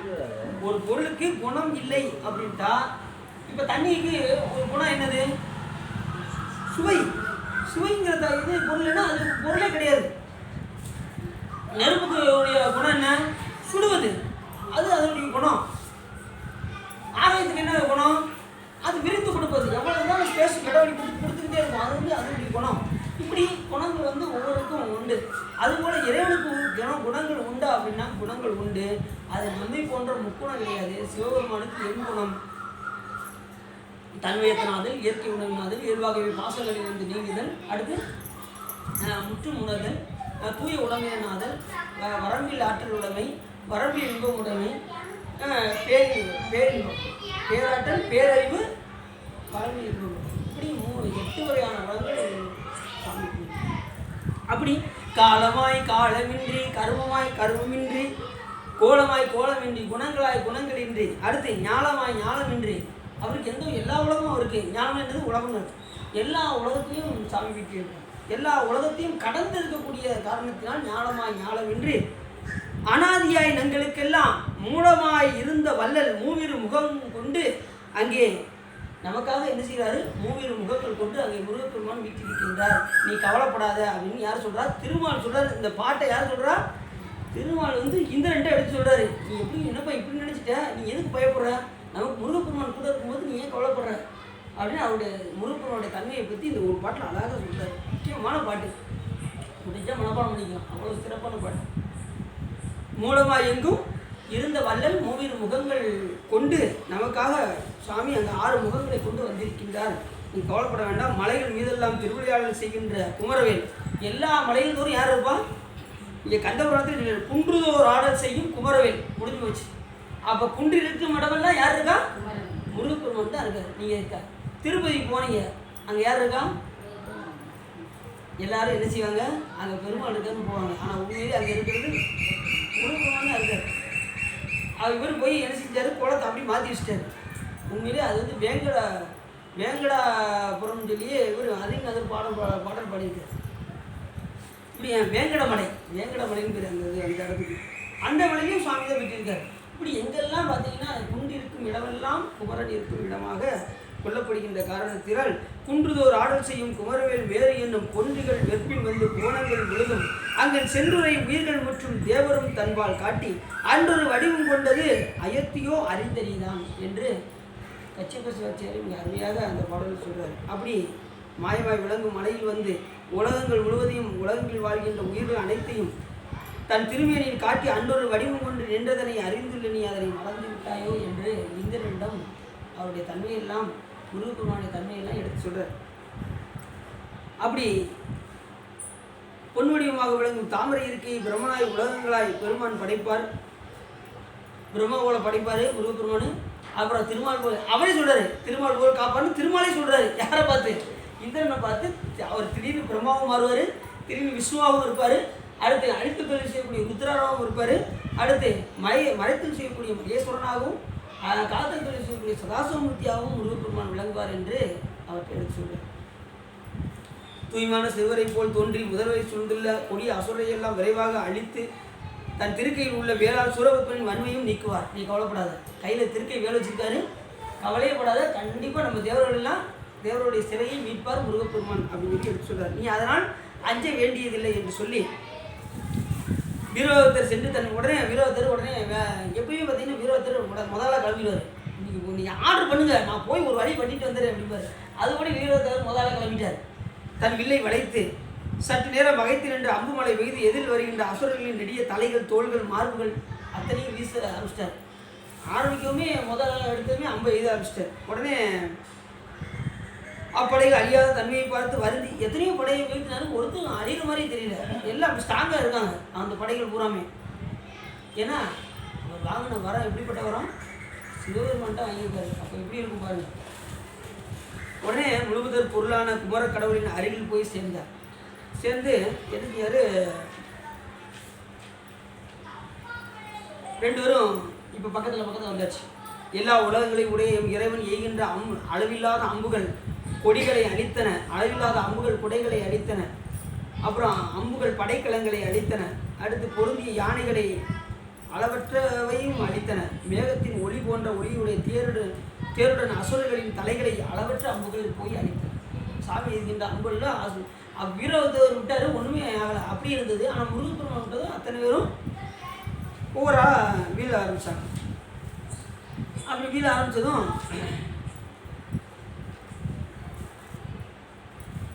உடனே என்ன பண்ணாரு சுவாமி உடனே இந்திரனும் குமரப்பெருமான் அழிகின்ற சமயத்தில் நான்முகனும் திருமாலும் படையணியில் நிற்கும் இந்திரனும் இவர்கள் மனத்தில் மகிழ்ந்து அசுரர் அழிந்தனர் என்று ரொம்ப அசுரர் ஊராக அழிஞ்சிட்டு இருக்காங்க, சந்தோஷப்பட்டுக்கிட்டு இருந்தாங்க.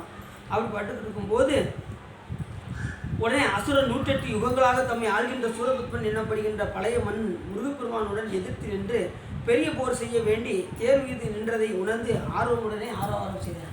உடனே முருகப்பெருமான் போர் புரிய போகிறான்னு சொல்லி தேவர்கள் எல்லாம் என்ன செஞ்சாங்கன்னா ஆரவாரம் செய்தார்களாம். அப்படி ஆரவாரம் செய்யும்போது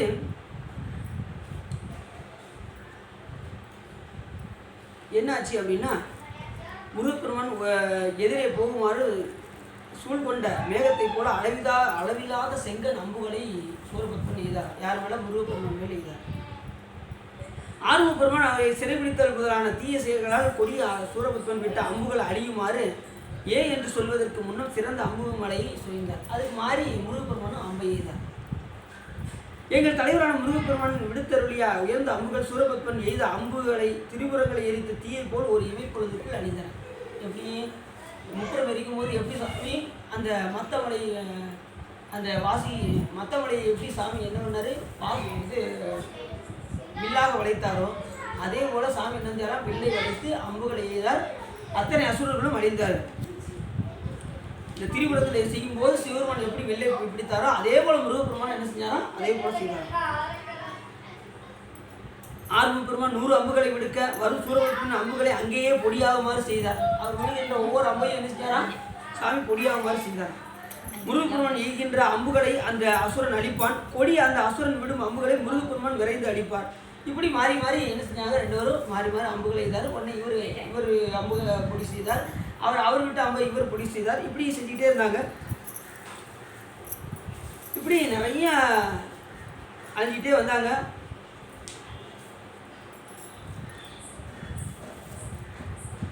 சூரபத்மன் இவ்வாறு உடனே என்ன செஞ்சான், உடனே ரொம்ப எல்லாம் நம்மளுடைய இருக்க ஓராளாக காலியாகிட்டே வராங்களே அப்படின்னு சொல்லி முருகப்பெருமான் விட்ட அத்தனை அம்பு கூட என்ன ஆயிடுச்சா ஒரு அசுரருக்கும் அழிஞ்சிட்டே இருந்தாங்க.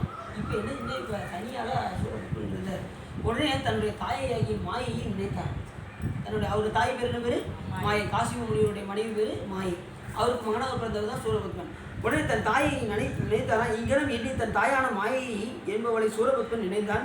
நினைத்ததும் அம்மாயை அந்த இடத்துக்கு வந்து எதிரே நின்று பெறுவதற்கு பெரிய ஆற்றலுடைய மகனே நீ எண்ணியது என்னது அப்படின்னு சொல்லி கேட்டான். உடனே அவர் சொன்னார்,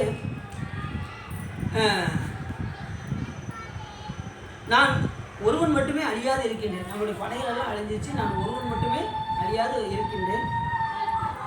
இனி இறந்தவர் அனைவரும் எழுவதற்கு ஏற்ற வழியினை உரைப்பாயாக. இதுவரைக்கும் இறந்தவங்க யார் யாரு? அக்னிவாசன், பானுகோபன், சிங்கவாசன், இறங்கி ஏற்க ஒழிஞ்சிருக்கான். இப்படி எல்லாரும் இறந்தவர்கள் கூட மறுபடியும் உயிரோடு கொண்டு வரணும். அதுக்கு நீ ஏதாவது ஏற்பாடு பண்ணு அப்படின்னு சொல்லி தன்னுடைய மாரியாகிய அம்மா கிட்ட எடுத்து வைக்கிறார். உடனே அந்த அம்மா வந்து சிரிச்சாங்க. யாரும் மாயை எடுத்து சிரிச்சு, ஏப்பா என்னப்பா இப்படி சொல்லிட்ட அப்படின்னு சொல்லி அந்த அம்மா என்ன மைந்தா நீ உனக்குள்ள படைகள் சுற்றத்தினர் எல்லோரும் இறக்க தனிந்தவனாய் தேவரை சிறை விடுப்பதை பற்றி நீ நினைத்தாயில்லை. எப்படியாவது தேவரை சிறை வச்சுட்டேன்னா உனக்கு கொஞ்சம் துன்பம் கிடையாது. நீ ஏன் சிறை விடுக்க மாட்டேங்க? இருந்தாலும் இவருக்கு தன்மானம் தடுக்குது. இது அவங்களுக்கு சிறையை விடுத்தாச்சுன்னா எந்த கவலையும் இல்லை. முருகப்பெருமான் அதை தான் சொன்னார், நீ தேவர்களை சிறை விடுத்தா போதும், வேற ஒன்றும் நீ செய்ய வேண்டாம்னு தான் சொன்னார். ஆனால் ஒன்றும் செய்யாத தேவர்களை பிடித்து சிறையில் அடைத்த காரணத்தினால் முருகப்பெருமான் போருக்கு வர வேண்டியதாகிடுச்சு. அப்போ என்ன செஞ்சார், எவ்வளோ சொல்லி பார்க்குறாரு, அவன் விடுற மாதிரி தெரியல. அதனால தான் அந்த தாய் சொல்கிறாரு, நீ தேவர்களுடைய சிறையை நீ விட்ட மாதிரி தெரியல. இன்னும் ஆர்வ பெருமான் போர் செய்ய எண்ணுகின்றார். நிறைந்த பெரிய செல்வத்தையும் நீ இழக்க போகிற, அதனால நீ கொஞ்சம் கவனமாக இருப்பா அப்படின்னு சொல்லி தன் தாய் எப்பயுமே தவறான வழியில் போகும்போது தாய் வந்து என்ன செய்வா, திருத்துவாங்க. முடிஞ்ச அளவுக்கு எப்பா கெட்ட வழியில் போகாதப்பா, நல்ல வழியில் போப்பா அப்படின்னு எந்த தாயாக இருந்தாலும் கண்டிப்பாக சொல்லணும்ல, சொல்கிறதான் கடமை. இல்லை நான் இப்படி தான் செய்வேன் அப்படின்னாலும் என்ன செய்வான், அதுக்கும் தாய் ஒத்துழைப்பான். புரியுது அவங்களுக்கு? சில பேர் என்ன செய்வாங்க, சொல்லி பார்ப்பாங்க, இல்லைன்னா சரி நம்ம சரி நல்லதான் செய்வான் அப்படின்னு செய்வாங்க. சில தாய் வந்து அந்த கெட்டதுக்கும் என்ன செய்வாங்க, உடனாவார்கள். அப்படிப்பட்ட தாயும் உண்டு. அதே போல தான் மாயை என்ன செஞ்சா உடன்பட்டான். உடன்பட்டு என்ன செஞ்சாங்க, அப்போ அந்த இறந்தவர்களையெல்லாம் மறுபடியும் உயிர்ப்பித்து கொண்டு வர வேண்டும் என்பதற்காக ஒரு வழியை சொன்னாங்க. என்ன வழின்னு கேட்குறீங்களா? இது வரைக்கும் நீங்கள் எந்த புராணத்தை எங்கேயுமே கேட்டிருக்க மாட்டீங்க. இப்படி ஒரு வரலாறு வாரிய சமையல் கூட சொன்னாரான்னு எனக்கு அடிக்கடி தெரியல. ஆனால் இங்கே இருக்கு, நூலில் இருக்கு. எப்படி இருக்குன்னா நல்லா கவனமாக கருங்க. என்ன சார், ஒரு அஸ்திரம் கிடையாது. பாருங்க என்ன சொல்கிறாரு பாருங்க, நீ உள்ளம் மகிழுமாறு, உன்னுடைய உள்ளம் வந்து இறந்தவங்க உயிரோடு வரணும், அதுதானே. அதுக்கு நான் ஒரு ஐடியா சொல்கிறேன்னு தன்னுடைய மாயை வந்து சொல்கிறான். என்ன சொல்கிறா அப்படின்னா, உன் உள்ளம் மகிழுமாறு நான் ஒன்று சொல்கின்றேன், நீ அதை கேட்டேன்னா இறந்தவங்களாம் உயிரோடு வந்துடுவாங்க அப்படின்னு சொல்லி சொல்கிறான். என்ன சொன்னா, ஒரு புறமாக மங்களம் பொருந்திய அமுத சீத மந்திரக்கூடம் என்ற ஒரு மலை உள்ளது. அது இந்த 1008 அண்டங்களில் தான் இருக்குது. உனக்கு தெரியல, அந்த 1008 அண்டங்களில் தான் இருக்குது. அமுத சீத மந்திரக்கூடம் என்ற ஒரு மலை இருக்கின்றது. அந்த மலையை இந்த இடத்துக்கு கொண்டு வா, உன் எண்ணம் நிறைவேறும் என்று மாயை விழித்தார். அந்த மலையை நீங்கள் கொண்டு வரணும், கொண்டு வந்தால் இறந்தவங்க கூட மறுபடியும் உயிரோடு வந்துடுவாங்க அப்படின்றது. உடனே என்ன செஞ்சா சூரபத்மன் அதை கேட்டு, தாய் உரத்தை கேட்டு உடனே என்ன பண்ணாரு, இறந்த எல்லாரும் உயிரோடு வந்துடுவாங்கன்னு தெரிஞ்சு உடனே இந்திரஜாலம் என்ற தேரை நோக்கி சூரபத்மன் உடனே இந்திரஜாலம் தேரை எடுத்தாரு. உடனே டக்குன்னு அதில் போக ஆரம்பிச்சிட்டார். பெரும்புற கடலின் பக்கத்தை அடைந்து பொருந்தி இறந்தவருக்கு திரும்ப உயிரை அளிக்கின்ற அமுதம் கொண்ட மந்திர மலையை, அமுத சீத மந்திர கூட மலையை பேர்த்து எடுத்துக்கொண்டு வந்துட்டாரு. அந்த மலையை பேர்த்துட்டாரு. ஏன்னா அவர் ஆயிரத்தி கண்டதும் அவருக்குள்ள தான் இருக்கு, அதனால அதுக்கு ஒரு பெரிய வேலை இல்லை, கொண்டு வந்துட்டார். இங்கு வருவாயாக என்றது உடனே கொண்டு வந்தாங்க. உடனே இந்திரஜாலம் சூரபத்மன் உரைத்ததை கேட்டது. ஒரு கண பொழுதில் 7 கடல்களும் அப்பால் உள்ள பெரும்புற கடலுக்கு அருகில் சென்று அழிவில்லாத அங்கு நிற்கின்ற அமுதசீத மந்திர மலையை பேர்த்து தன்னிடம் வைத்துக் கொண்டு சென்ற வழியே திரும்ப விரைவாக மகேந்திர நகரத்தை அடைந்தது. வந்து சேர்ந்து எல்லாரும் என்ன செஞ்சு இறந்தவங்க மறுபடியும் உயிர்ப்பிச்சுச்சான். நம்ம மழை வந்து மந்திரமலையின் முறிவில்பட்ட காற்றானது வீச அந்நாள் வரைக்கும் கொடிய போரை செய்துகின்ற அது காற்று வீச வீச என்ன ஆகுதுன்னா அங்கே ஏகப்பட்ட பேர் அசுரர்கள்லாம் இறந்துருப்பாங்க பார்த்தீங்களா, அவங்க முதற்கொண்டு உயிரோடு வந்துட்டாங்க. இப்போ இவங்க மட்டும் கிடையாது, எத்தனையோ அசுர படைகள்லாம் இறந்தது பாருங்க. இந்த மலையை பேர்த்து கொண்டு வந்த காரணத்தினால அந்த காற்று வீச நடவுனா எத்தனை அசுரர்கள் இறந்துருந்தாங்களோ அத்தனை அசுரர்களும் இப்போ ஏகப்பட்ட அசுரர்கள் இப்போ பெருக்கெடுத்த ஆரம்பிச்சிட்டாங்க. இப்போ முருகப்பெருமான் ஒரு ஆளு கூட எத்தனை பேர் போட்டி போடுறாங்க பாருங்க சண்டை போட. இப்போ சூரபத்மன் மட்டும் கிடையாது, இறந்த அசுரர்கள் முதற்கொண்டு இறந்த சிங்க முகாசுரன், அக்னி முகாசுரன் 3000 பேர், 3000 வதைப்படம் பார்த்தோம்ல, அந்த 3000 பேர் எல்லாரும் பாருங்க. உடனே அந்த பட்டதும் உருவம் இல்லாமல் உடல்கள் அழிந்த உயிர்களும், மார்பு, கால்கள், கைகள், தலைகள், தோள்கள் முதலிய உறுப்புகள் குறைந்து அழிந்த உயிர்களும், தீயால் உண்ணப்பட்டு சாம்பலான உயிர்களும் உயிர் பற்றி எழுந்தன. அந்த மழை வந்ததும் என்ன ஆயிடுச்சா, அத்தனை பேரும் உயிரோடு வந்துட்டாங்க. சூரபத்மனின் படைகள் 8 திக்கிலும் பூமி, பாதாளம், 8ஆன கடல்கள் ஆகிய எங்கும் அடைந்து வானத்தில் உள்ள ஊர் உலகம் முதலிய 7 பூலோகம், சூலோகம், பாதாள உலகம் 7 உலகத்தில் உள்ள எல்லா பேரும் அத்தனை பேர் இங்கே மட்டும் நிறையாம கீழே வரைக்கும் நினைஞ்சு போயிட்டாங்க. அத்தனை அசுரர்கள் வந்துட்டாங்க. வானளாவிய யானைகளும் குதிரை கூட்டங்களும் ஒன்று சேர்ந்து பெரிய அண்டம் வெடிக்குமாறு ஆரவாரம் செய்தன. அத்தனை பேர் வந்து குடிச்சிட்டாங்க. சிறந்த சிங்கமுகாசுரன் எழுந்தான். சிங்கமுகாசுரன் உயிரோடு இருந்துச்சாரு. ஏற்கனவே சாமி கொண்டுட்டாரு, அவங்க எரிச்சு வரான். சிங்கமுகாசுரன் எழுந்தான். சூரியனுக்கு பகைவரான பானுகோபன் எழுந்தான். எல்லாரும் எழுந்து வராங்க. அக்னி முகாசுரன் எழுந்தான். இளங்குவரான வஜ்ரவாக இருந்தான். அவர் முதலாக இறந்து போயிட்டார், அவர் எந்திரிச்சு வராரு. தர்மகோபன் 2 வைத்தர் எழுந்தனர். 3000 வீரர்களும் எழுந்தனர். மற்றவரும் எழுந்தனர். அசுரர்கள் அனைவரும் எழுந்துட்டாங்க. இப்போ ஒருத்தர் கூட உயிரோட, எல்லாருமே உயிரோட வந்துட்டாங்க. இறந்து அத்தனை பேர் வெளியே வந்துட்டாங்க. உடனே சாமி பார்த்தனா ஒவ்வொருத்தரும் ஒருவருக்கு ஒருவர் சமமாக நின்று போர் செய்ய தக்க போர்க்களத்தில் கிடைக்கும் படைக்கலங்களை தேடி எடுத்தவராய் தென்கொடுத்திய தும்பை மலர் மாலையை சூடிய சூரபத்மனின் பக்கத்தை வந்து அடைந்தார். அத்தனை அசுரர்களும் வந்துட்டாங்க. இவருக்கு ரொம்ப சந்தோஷம் போச்சு. ஆகா தம்பி, ரொம்ப நல்லது தம்பி, உயிரோடு வந்துட்டீங்க தம்பி அப்படின்னு. தம்பி உயிரோடு வந்து எப்படி இருக்கும் எல்லாத்துக்கும் யோசிச்சு பாருங்க. தம்பி நீ உயிரோடு வந்துட்டா, ரொம்ப நல்லதுடா. இது அவன் ரொம்ப 2 பேரும் கெட்டி பிடிச்சி விழுறாங்க. இந்த தம்பியவே எல்லா தம்பியும் பார்த்தவர் ரொம்ப மகிழ்ச்சி அடைகிறாரு சூரபத்மன். உடனே இத்தனை பேர் இருக்கும், என்னாச்சு? உடனே சிங்கமுகன், பானுகோபன், மற்ற வஜ்ரவாகு முதலான மைந்தரும், தர்மகோபன் படைத்தலைவர் முதலான அனைவரும் சூரபத்மன் எதிரில் போய் பெரும் வீரம் கொண்டு வணங்கி அவன் எதிரில் வென்று உரைக்கலானார்கள். அரசர் பெருமானே, போய் கந்தவேலான சிறுவனுடன் அவனுடைய படைவீரர்கள் எல்லாரையும் கொண்டு குறுகிய வடிவுடைய பூதர் கூட்டத்தையும் அழித்து அதிக விரைவாக உன் அடிகளை வணங்கி நாங்கள் செல்கின்றோம் என்று மறுபடியும் இப்பவும் விடமாட்டேங்காங்க. அந்த சிறுவனை எப்படியாவது நாங்கள் வீழ்த்திட்டு வரோம் அப்படின்னு சொல்லி ஆளாளுக்கு என்ன செய்கிறாங்க, கிளம்புறாங்க. முருகப்பெருமானை வீழ்த்துறதுக்கு அந்த சிறுவன் தான் சொல்கிறாங்க. இன்னும் அவங்களுக்கு அறிவு வரல, உயிர் கொடுத்து கூட அறிவு வரல. சில பேருக்கு எவ்வளவு அறிவுரை சொன்னாலும் சில பேர் கேட்கவே மாட்டாங்க. திரும்ப அவங்களுக்கு அவங்க கொண்ட கொள்கையில் தான் உறுதியாக இருப்பாங்க. அதே போல தான் இவங்க வந்து அசுரர்களும் அப்படி தான் இருக்காங்க. எவ்வளோ நல்லது எடுத்து சொன்னாலும் அவங்களுக்கு வந்து புரியவே புரியாது. அது சில பேர் கெட்ட வழியில் போகணும்னு முடிவு பண்ணிட்டாங்கன்னா அவங்களுக்கு எவ்வளோ சொன்னாலும் தடுக்கவே முடியாது. அவங்க வழியில் தான் போவாங்க. அதுக்கப்புறம் சிவபெருமான் பார்த்து அவங்களுக்கு உரைச்சி எதுலையாவது போய் பட்டு அதுக்கப்புறம் தான் திரும்பி வருவாங்க. ஆகா அவங்க சொன்னது சரி அப்படின்னு அப்போ தான் வருவாங்க. அது வரைக்கும் அவர்களுக்கு எண்ணம் வரவே வராது. சரி, தன் திருக்கையில் எடுத்துக்கொண்டு உடனே சாமி என்ன செஞ்சாரா, இப்போ அத்தனை பேரை அழிகிறதுக்கு ஒரு அஸ்திரத்தை எடுத்தார். இப்போ இதுதான் ரொம்ப முக்கியமானது. இப்போ சிங்கமுகாசுரன் எல்லா அசுரனும் வந்தாங்களா, பானுகோபன் அவர் தம்பி பூரா எழுந்து வந்தாங்களா, உடனே அப்போ ஆறுமுக பெருமான் பார்த்து உயிர் கூட்டம் எல்லாவற்றையும் அழிக்கின்ற உருத்திரமூர்த்தியின் கணையை திருக்கையில் எடுத்தார். இப்போ போர்க்களத்தை எல்லா ஆயுதமும் எடுத்துட்டு போனோம். இப்போ எந்த அஸ்திரத்தை எடுத்தாரோ உருத்திரர் வந்து எப்படி இருப்பாரு? உருத்திரர் யாரு? உருத்திரர்னா ஒடுக்குதல் தொழில் செய்யக்கூடாது, அழித்தல் தொழில் செய்யக்கூடிய உருத்திரர். அதாவது சிவபெருமானுடைய உருவத்தை பெற்றவர் உருத்திரன் பேர். அவர் சிவபெருமான் கிடையாது. அந்த உருத்திரமூர்த்தி வந்து பார்த்தீங்கன்னா அந்த அழித்தல் தொழில் செய்யக்கூடியவர். அந்த அஸ்திரத்தை எடுத்துக்கிட்டோம்னா அத்தனை பேர் அழிஞ்சாங்க புரியுது அவங்களுக்கு. அதனால தான் அந்த அஸ்திரத்தை முருகப்பெருமான் எடுத்தார். இப்போ சாமி அத்தனையும் சிரித்து அழிச்சிடுவார். இருந்தாலும் போருக்குன்னு வரும்போது ஆயுதத்தை கொண்டு செய்ய வேண்டும் என்பதற்காக செஞ்சார். ரைட்டா? உடனே அந்த கையில் எடுத்தாரா, கையில் எடுத்து உடனே பூஜை செய்தாராம். அந்த அஸ்திரத்தை பார்த்து பூஜை செஞ்சு சுவாமி விட்டார். விட்டதும் அச்சமின்றி எதிர்த்து வந்து நிற்கும் படைகளையும் இங்கு விரைவாக நீ கொள்வாயாக என்று தூத்து சொன்னாராம். அந்த அஸ்திரத்தை பார்த்து அத்தனை வரை அதை என்ன செஞ்சிருச்சு? சம்காரம் பண்ணிடுச்சு. சூரபத்மனின் உடன் பிறந்தவன சிங்கமுகன் முதலான உறவினர்கள் அனைவரும் ஒரு சேர கொன்றது. அத்தனை வரையும் கொண்டுருச்சு. இப்போ எத்தனை அசுரப்படைகள் வந்தாலும் அத்தனை வரையும் கொன்று குவித்து தான் இந்த ஒரு கணையில் போய் சென்று அத்தனை வரையும் கொன்றது. சிங்கமுகன் முன்னாளில் கதிரவனை சிறந்த பானுகோபன், அக்னிமுகன், வஜ்ரவாகு 120, மிக்க வன்முறைய 3000, தர்மகோபன் அத்தனை பேரும் மந்திர மலையுடனே சேர்ந்து அழிந்து அந்த இடத்துல அந்த மலையோடு சேர்ந்து இறந்து போயிட்டாங்களாம். இப்போ அந்த மலையே இல்லாமல் போயிடுச்சு. அந்த அளவுக்கு சாமி செஞ்சாராம். முன்னவனே முன் நின்றால் முடியாது ஒன்று. சாமி முன்னாடி இருந்தால் எதுவுமே ஒன்றும் பிடிக்காது. இதே இந்த கந்தபுராணத்தில் நம்ம தெரிஞ்சுக்கிறது என்னன்னா, சாமி முன்னிறுத்தினால் நமக்கு எந்த விதம் அவருக்கு வந்து அசுரர்கள் படைக்கு வந்தாங்க, நமக்கு வந்து தீவிரங்களாக நமக்கு சுற்றி இருப்பாங்க. அதுக்கென்று நம்ம பயப்பட வேண்டிய தேவையில்லை.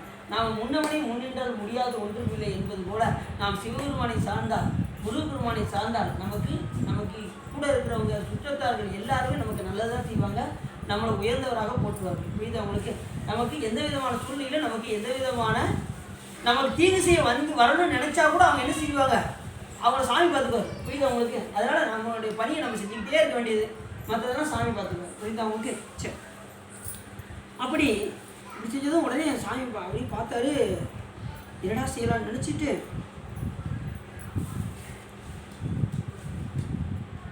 உடனே சூரபத்மன் உடனே திடீர்னு நினைச்சாரா, சூரபத்மன் ஒருத்தர் தான் இருக்காரு. இப்போ எல்லாரும் அழைச்சிட்டாங்க. உடனே பறவையை மாறினான். பறவையை பார்த்தா முருகப்பெருமான் நினைச்சாரா, அதோட சிறகை அறுத்தாங்க. சிறகை அறுத்தது அப்படி தப்பிக்க முடியும். உடனே கடலை மாறினான். கடலை மாறினது உடனே கடலை அம்பு இது கடலை வட்ட செய்தாராம். உடனே கடலில் இருந்து என்ன செஞ்சாரா, மாறி 8 திக்கும் திசையில் ஏதோ போய் மாயமாக மறைஞ்சாராம். அப்பையும் சாமி வந்து அம்பு இது அவரை காலி பண்ணாராம். இப்படி ஒவ்வொரு வேலையும் கடைசி ஒப்பற்ற வேலையுடைய முருகப்பெருமான் இந்திர வடிவான புலிகள் வாய்ந்த மயிலை நடத்தி சென்று கூறிய அம்புகளை விடுத்து தேவர்களை துதிக்கும் வண்ணம் எல்லா இடங்களிலும் துரத்தி சென்று போர் செய்தார். சூரபத்மன் ஒவ்வொரு இடமும் மயமாக மறைஞ்சு போனார். அத்தனை இடத்துலையும் போய் முருகப்பெருமான் போய் என்ன செஞ்சாராம்? போர் புரிந்தார். அப்படி சூரபத்மன் பூமி வடிவமாக நிற்பதை கங்கை ஆற்றை அணிந்த சிவபெருமான் மைந்தரான ஆறுமுக பெருமான் கண்டறி சினம் கொண்டு சூரபத்மனால் ஏற்றப்பட்ட மாயை நன்றாக உள்ளது என்று சொல்லி சிவபெருமான் இந்த வாங்கின வர ரொம்ப சூப்பராக இருக்குது அப்படின்னு முருகப்பெருமான் நினைச்சாராம்.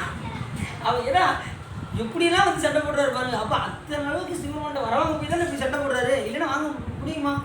முடியாது. உடனே சூரபத்மன் என் மண் வடிவமாக நின்றாராம். உடனே அதை சுவாமி பண்ணாராம்.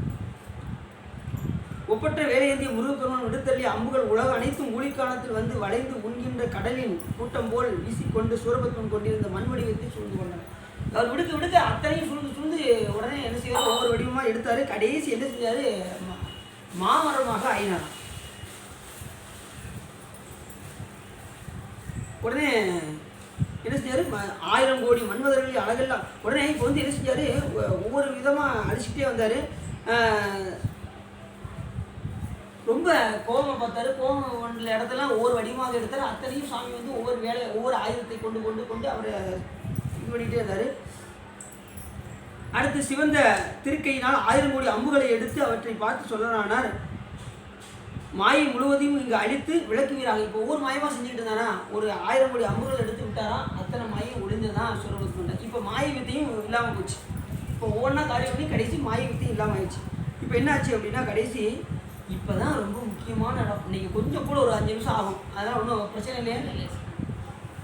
இப்போ இவர் செய்கின்ற தவத்திற்கு காரணமாக முருகப்பெருமான் என்ன செஞ்சாராம்? அவரை ஞான கண்ணை கொடுத்தாராம். இது ரொம்ப முக்கியமான இடம். இது வரைக்கும் செஞ்ச இதெல்லாம் விடுத்து எல்லாத்தையும் காலி பண்ணி கடைசி அவனுக்கு தன்மானத்தை அகற்றி அவனுக்கு ஞானக்கண்ணை கொடுத்து இப்போ தன்னுடைய விஸ்வரூபத்தை முருகப்பெருமான் அவருக்கு காமிச்சார். இதுதான் ரொம்ப முக்கியமான இடம். ஏன் அப்படின்னா அவன் செய்கின்ற தவத்திற்கு முருகப்பெருமான் அந்த விஸ்வரூபத்தை காட்டினான். எப்பயுமே பார்த்தீங்கன்னா இந்த கண்ணை கொண்டு இறைவனை நம்ம பார்க்க முடியாது. இது வந்து ஊனக்கண்ணு என்று பெயர்.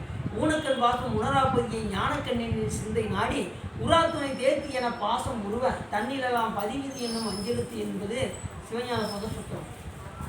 இந்த கண்ணை ஊனக்கண்ணை கொண்டு நம்ம பார்க்க நினைச்சா கூட பார்க்க முடியாது. அப்போ சிவபெருமான் கொடுத்து ஒரு கண்ணை காமிக்கிறோம், அது பேர் ஞானக்கண்ணி என்று பெயர். எது போல அப்படின்னா இப்போ நம்ம தொலைவில் உள்ள நட்சத்திரத்தை நம்ம பார்க்குறோம். பெரிய நட்சத்திரம் தெரியுது, நுண்ணி நட்சத்திரம் தெரியுதா? தெரிய மாட்டேங்குது. அப்போ நீங்கள் என்ன செய்யலாம்? ஸ்டெதஸ்கோப்பை வச்சு பார்த்தா அந்த நுண்ணிய நட்சத்திரங்கள் தெரியும். ஆனால் இருக்கு, மறைஞ்சிருக்கு, நம்ம கண்ணுக்கு தெரியல. அதுபோல சாமி இருக்காரு, நம்ம கண்ணுக்கு தெரியல. ஏன் தெரியல அப்படின்னா இந்த ஊனக்கண்ணை கொண்டு பார்க்க முடியாது. அப்போ என்ன செய்யணும்? அவன் கொடுக்கக்கூடிய ஞானக்கண்ணை கொண்டு பார்த்தா சுவாமி தெரியும். அப்படி ஞானக்கண்ணை கொடுத்து அதை மைப்படிந்த கண்ணாலும் தானும் கட்சி மயானத்தான் வாசடையான் எண்ணி நல்லான். அவன் எப்படிப்பட்ட உடைய நல்லன் ஒருவன் அல்லன் ஓர் ஊரனும் அல்லன் ஓர் உருவமும் இல்லை அப்படியும் அந்நிறமும் அவ்வண்ணம் அவன் அருளே கண்ணாக காணி நல்லான். இப்போ அவன் அருள் வந்து கண்ணாக நம்ம காட்டணும். சிவபெருமான் பார்த்து நமக்கு அந்த கண்ணை கொடுத்தா தான் நம்ம என்ன செய்ய முடியும்? அந்த ஞானத்தை கொண்டு பார்க்க முடியும். அவன் அருளே கண்ணாக காணி நல்லால் அப்படியன் இப்படியன் இன்னிறத்தன் இவ்வண்ணத்தன் இவன் இறைவன் என்று எழுதி காட்டோனாதே என்று அப்பர் சுவாமிகள் கூறுவதற்கு இணங்க அந்த ஞானக்கண்ணை கொடுத்தா தான் நம்ம பார்க்க முடியும். அதே போல் அந்த ஞானக்கண்ணை கொடுத்து முருகப்பெருமான் என்ன செஞ்சார்? அவருக்கு தன்னை விஸ்வரூபத்தை அப்படி காட்டினார். அந்த விஸ்வரூபத்தில் என்ன தெரிஞ்சதுன்னு சொல்கிறார் பாருங்க. அந்த பெரும் வடிவத்தை எடுத்துக்கொண்டு எம்பெருமான் அந்த திருமுகங்களுடைய யாவும் 6 முகங்கள் திருமுகங்களுடைய எம்பெருமானின் திருமேனியில் அமைந்தவை ஒரு பெரிய வடிவை எம்பெருமான் கொண்டறினான். அதில் என்ன தெரிஞ்சது அப்படின்னா அந்த பெருவடிவில் திரண்ட கணைக்கால்களில் சிறந்த முனிவர்கள், கணைக்காலில் முனிவர்கள்லாம் இருந்தாங்க. நல்லா கவனம் கலந்து சிந்தாமணி முதலியை நினைச்ச நேரத்தில் கொடுக்கக்கூடிய சிந்தாமணி அதில் இருந்துதான் அந்த கணைக்காலில். முழங்காலில் வித்யாதரர் இந்த பாட்டு பாடுவாங்க முதலியவரும், தொடைகளில் இந்திரனும் அவனுடைய மகன் ஜெயந்தனும், தொடைகளின் அடிப்பகுதியில் யமனும் காலனும், கடித்தடத்தில் அசுரர்களும், விழா பக்கங்களில் தேவர்களும். ஒவ்வொரு விழாவும் எலும்பு இருப்பாருங்க, அந்த இடத்துலலாம் தேவர்கள் இருந்தாங்க. இத்தனை தேவர்கள் இருப்பாங்க பாருங்க.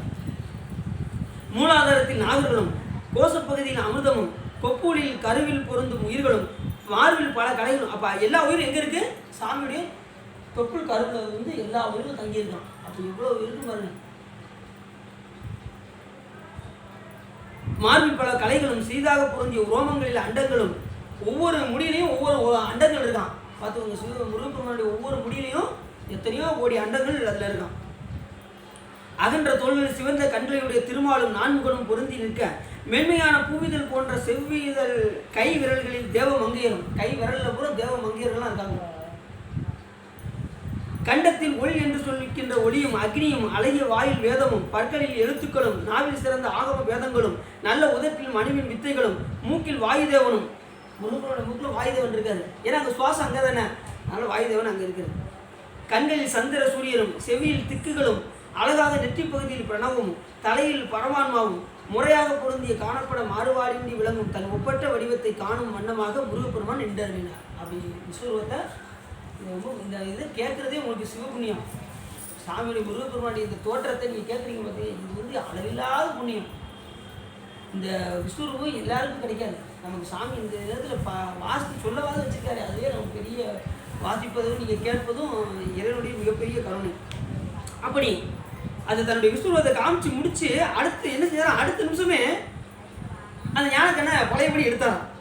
எடுத்த உடனே அந்த காலத்தில் சிறுவன் என்று நினைத்து அப்படி பார்க்கும்போது அந்த விஸ்வரூபத்தை பார்க்கும்போது நான் சின்ன பிள்ளைன்னு நினச்சேன் அப்படின்னா, நான் சிறுவன் என்று நினைத்தேன், இப்போ இவ்வளோ பெரிய ஆளாக இருக்காரு அப்படின்னு சொல்லி முருகப்பெருமானை பார்த்தாராம் சூரபக்தி. முன்னதாக தூதன் இங்கு வந்து வீரவாதத்தேவர் ஒப்பில்லாத வேலையுடைய இவரை விருப்பில்லாத மேலான முழுமுதற் பொருள் என்று சொன்னாரே. அப்பெல்லாம் நான் கேட்கலையே, ஆனால் இப்போதான் நான் உணர்றேன் இவர் தான் முழுமுதற் பொருள் என்று முருகப்பெருமானை சொன்னார். இவர் இப்படி இருப்பான்னு நான் நினைக்கவே இல்லையே, இவர் தான் முழுமுதற் பொருள் அப்படின்னு தன்னைத்தானே நினச்சிட்டாராம். ஏன்னா இப்போ இருக்கிறது எந்த கண்ணை கொண்டு பார்க்குறாரு? ஞானக்கண்ணை கொண்டு பார்க்கின்ற காரணத்தினால் முருகப்பெருமானுடைய விஸ்வரூபம் அவருக்கு தெரியும். அப்போ சாமி எவ்வளவு முழுமுதல் பொருள், அத்தனை அண்டங்களும் அவருக்குள்ளே இருக்குன்னா அப்போ யார் கடவுள்? சாமி தான் கடவுள். சாமியே தான் முருகப்பெருமானாக வருகின்றார். முருகன் வேற இல்லை, சிவபெருமான் வேற இல்லை. அப்படி நான் செய்த தவம் பெற்றுக்கொண்ட அண்டங்கள் முதல் யாவும் 6 திருவங்களுடைய தலைவரின் அழகிய திருவடியில் உள்ள மயிர்கால்களில் உண்டாகி இருக்கும். இவர் ஆண்ட 1008 அண்டங்கள் எங்க இருக்கான்? நல்லா கொண்டு இவர் ஆண்ட 1008 அண்டங்கள் 108 யுகங்கள் ஆண்டர்ல, அது முருகப்பெருமானுடைய திருவடிகள் மயிர்கால்கள் இருக்கான். அந்த அந்த ஒரு முடியில மட்டும் இருக்கான் 1008 அண்டங்கள். அப்ப எத்தனை முடி இருக்கு, அப்ப எத்தனை கோடி அண்டங்கள் இருக்கும் பாருங்க. அப்ப இதை பார்த்து ரொம்ப அதிசயிக்கிறாரு சூரபத்மன். உடனே நின்ற இதனை காண்பவர் நான் தேவரால் சிறந்த வரம் பெற்றுள்ளேன், ஆகையால் காண்கின்றேன். நான் ஏதோ தவம் செஞ்சிருக்கேன், அதனால தான் இதை காணக்கூடிய வாய்ப்பு எனக்கு கிடைச்சிருக்கு அப்படின்னு சொல்லி நினைச்சாங்க. 1000 கோடி மன்மதன். இப்போ இதுதான் ரொம்ப முக்கியமான வார்த்தை. முருகப்பெருமானுடைய அளவை பார்த்தாராம் விஸ்வரூபத்தில் 1000 கோடி மன்மதர்களை ஒரு மன்மதனுடைய அழகை நம்மளால் தாங்க முடியாது. அப்போ முருகப்பெருமான் அழகுக்கு எப்படி சொல்றாரு பாருங்க. 1000 கோடி காமர அழகெல்லாம் திரண்டு ஒன்றாகி மேகின எலியின செவ்வேல் விமலனா. முருகப்பெருமான் சொல்லும்போது எப்படி சொல்றாரு, 1000 கோடி அழகு ஒன்று சேர்த்தா எப்படி இருக்கும், அது போல இருந்தாலும் முருகப்பெருமான் அழகா அந்த விஸ்வரூபத்தை பார்க்கிறாரு. 1000 கோடி மன்மதர்களின் அழகெல்லாம் திரண்டு ஒன்றாக ஒரு வடிவமாகி பொருந்தின என்றாலும் இப்பெருமானின் குற்றமற்ற திருவடியில் உள்ள தூய நல்ல அழகுக்கு ஒப்பாது. அத்தனை தேவர்களுக்கு அந்த மன்மதர்களை கொண்டு வந்து அழகை சேர்த்தா கூட முருகப்பெருமான் அழகுக்கு முன்னாடி நிற்காதான். அப்படி முருகப்பெருமானுடைய அழகை வர்ணிக்கிறார் பாருங்க. 1000 கோடி 1000 கிடையாது, 1000 கோடி அழகு மன்மதர் கொண்டு வந்து அழகு ஒப்பிட்டாலும் முருகப்பெருமானுடைய அழகுக்கு இணையாகாது. ரொம்ப முக்கியமான பாட்டு இது வந்து. 1000 கோடி காமர் அழகெல்லாம் திரண்டு ஒன்றாகி மேயின எழிலும் செவ்வேல் விமலனாம் சரணம் தன்னில் தூய நல் ஒளிக்கு ஆற்றாதனின் இணைய தொல்லோன் மாயிறு வடிவிற்கெல்லாம் ஓமையார் வகுக்க வல்லார். அவருக்கு ஓமை வகுக்க முடியுமா முருகப்பெருமானுக்கு? அப்படிப்பட்ட திருவடி. உடனே இது மனத்திற்கும் அடங்காது, இத்தகைய வன்மையுடைய போரிட வந்தது அருளால் ஆகும். நான் அவரோட போரிட வரேன், இப்படி போரிட வந்ததுனால தானே இப்படி பார்க்க முடிஞ்சது அப்படின்னு நினைச்சாங்க. இல்லைன்னா பார்க்க முடிஞ்சிருக்குமா? முடியாது. அப்படி நினைச்சிட்டு உடனே நினைச்சா இதெல்லாம் அவருடைய திருவிளையாட்டே என்று உணர்ந்தார். முருகப்பெருமானுடைய திருவிளையாடல் என்று உணர்ந்து உடனே அப்பெருமான் என்னை கொள்ளை எண்ணினால் தடுப்பவர் யாவர் என்று அவர்களே நினைச்சிட்டு உடனே குற்றமில்லாத தேவர்களை நான் சிறைப்படுத்தியது எல்லாம் தீயதாகும் என்று இப்போதான் உணர்றார். இறைவன் எதிரே வரும் பேறு பெற்றேன், அச்செயல் நல்லதாகவே ஆயிற்று. இப்போ இப்படி ஒரு தவம் செய்கிறேன், ஏற்கனவே நான் செய்த தவத்தின் காரணமாக எனக்கு இப்படியெல்லாம் ஒரு வாய்ப்பு கிடைச்சிருக்கு அப்படின்னு சொல்லி நினைக்கிறார். முருகப்பெருமான் எதில் நின்று நான் இவ்வாறு போர் செய்தேன். உடனே ஒப்பில்லாத வடிவத்தை அகற்றி உடனே அடுத்த நிமிஷமே அந்த தன்னுடைய ஞானக்கண்ணை அப்படி நீக்கினார். தன்னுடைய பழைய வடிவத்தை மறுபடியும் கொண்டு விட்டார். அந்த தன்மானம் அவர் தடுக்குது. நல்ல வேலை நான் சிறுவனல்ல அப்படி நினைச்சாராம். உடனே அடுத்த நிமிஷம் அந்த குழந்தை நல்ல வேலை நான் வணங்குறப்பா அப்படின்ட்டாராம். அவர் தன்மானம் தடுக்குது பாரு. அடுத்த நிமிஷமே இவர் சிறுவன் நினைச்சிட்டாரு. அவ்வளோ பெரிய வடிவத்தை காட்டினதும் பெருசாக நினைச்சாரு. ஞானக்கண்ணை கொடுத்தோம். இப்போ எப்பயும் போல உள்ள கண்ணை கொடுத்ததும் சிறுவனை நான் வணங்குறதா அப்படின்னு நினைச்சிட்டாராம் அடுத்த நிமிஷமே. ஆனாலும் சின்ன மறுபடியும் வடிவம் அவர் செய்த தவத்தின் காரணமாக எப்படியாவது அவர் உணர்த்த வேண்டும் என்பதற்காக மறுபடியும் போர் புரிஞ்சார். அவரை மாமரமாக ஆகினார். ஒன்று என்ன செஞ்சார், ஒன்று கொஞ்சம் முடிச்சிடும், ஒன்று சேவலாகவும் மயிலாகவும் ஆக்கினார். இப்போ இந்த சேவலும் மயிலும் யாருன்னு சொல்லுங்க பார்ப்போம். சேவலா யார் வந்தா, மயிலா யார் வந்தா? சூரபத்மன் 2 பேர். இப்போ சாமி சேவலும் மயிலுமா ஆக்குனாரு. அவங்க வந்து அவங்க இப்போ மயில் யாரு, சேவல் யாரு?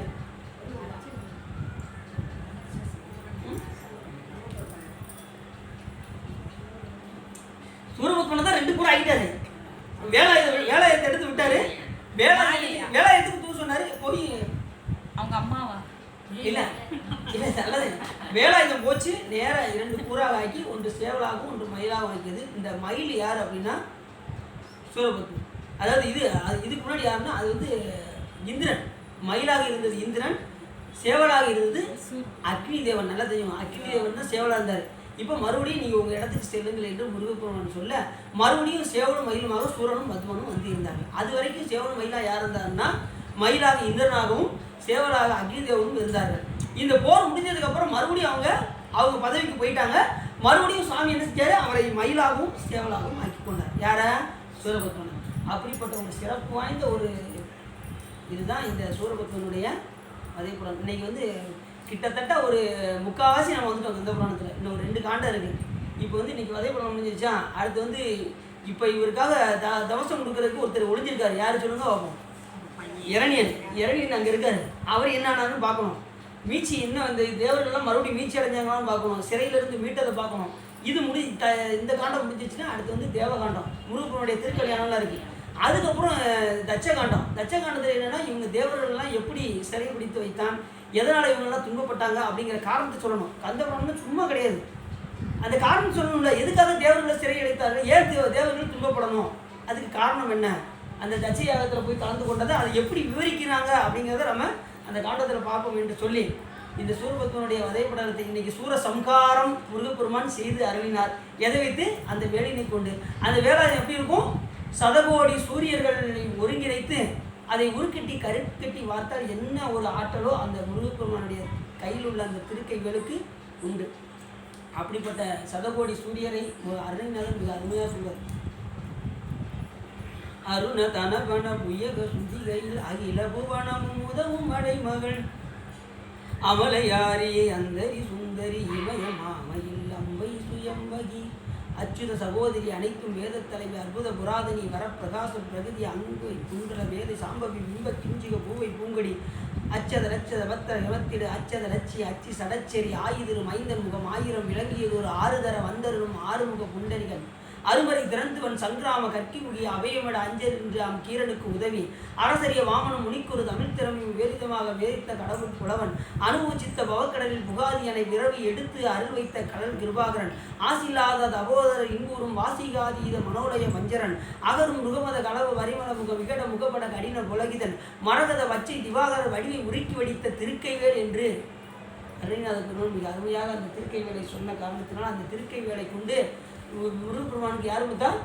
சுவாமியே கொடுத்தார். என்னன்னா சுவாமியே அவர் தான்.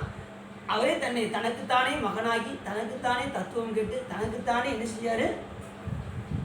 குருவாகவும் ஆகிட்டார் முருகப்பெருமான். அப்படி சிவபெருமானே முருகராக வந்து என்ன செஞ்சார்? சூரனை சம்காரம் செய்தார். சம்காரம்னா என்ன அர்த்தம்? காரணம் என்றால் ஒடுக்குவது, சம்காரம் என்றால் நன்றாக ஒடுக்குவது. அவர் என்ன செய்யாரு? நல்லா திருத்தினார், வேற ஒன்றும் கிடையாது. சாமி உடனே அவரை கொல்லல, என்ன செய்ய சிவனும் மகிழ்மாக.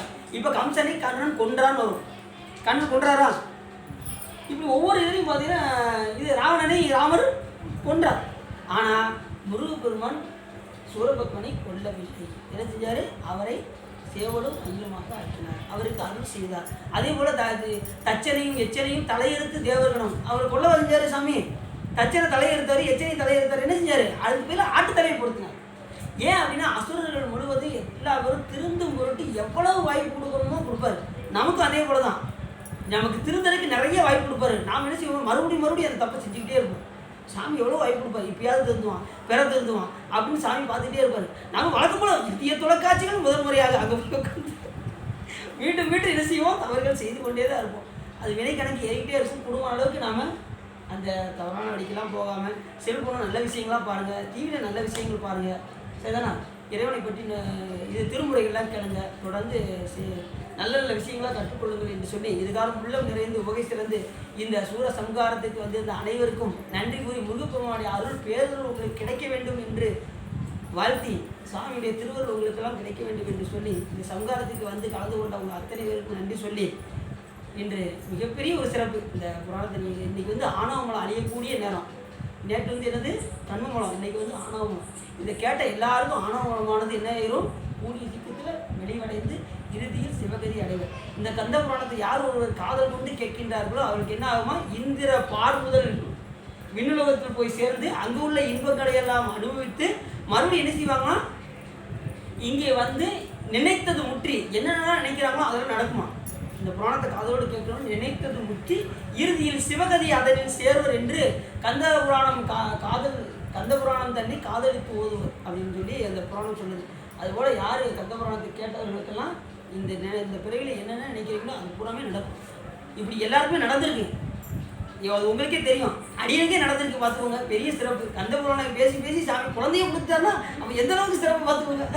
அப்படி இதுகாரம் உள்ளம் நிறைந்து உகை சிறந்து இந்த கந்த புராணத்தை நீங்கள் கேட்டதனால் உங்களுடைய வாழ்வினை கரைந்து திருவருள் உரையும் என்று சொல்லி திருப்புகழ் பாடி அடியேன் உரையை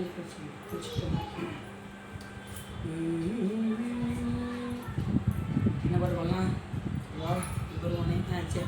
முத்தை தரு பக்தி திருநகை அத்திக்கிரை சக்தி சரவண முத்திக்கொரு வித்துக்கொரு வரையன போதும் முக்கட்பரமக்கு சுருதியின் முற்பட்டது கற்பித்திருவரு 30 முவக்க தமரர் அடிபேர 10 தலை தத்த கணிதோடு ஒற்றை கிரிமத்தை பொறுதொரு வட்டப்பகல் வட்டத்திகரில் இரவாக 10 கிரதத்தை கடவிய பச்சை புயல் மிச்ச தகுபொருள் வசத்தோடு ரச்சி தருவதும் ஒரு நாடே தித்தித்தைய ஒத்த பரிபுரணித்தம்பது வைத்து பயிரவி திக்கொ நடிக்க கழுவுடுகள் திக்கு பரியட்ட பைரவ தொக்கு தொகு தொக்கு தொகு தொகு சித்திரப்பவிரிக்கு திகடகையன போத கொத்து பரகொட்ட களமிசை குக்கு குகு குக்கு குகு குகு குத்தி புதை புக்கு பெடியன போகை பொற்குற்றன் நற்பற்ற உணரை வெட்டிப்படியிட்டு குலகிரி குத்து புடவொத்த புறவட பெருமாளே புறவட பெருமாளே கைலாயபுரம் வரையில் சிவஞான போத நெறிகாட்டும்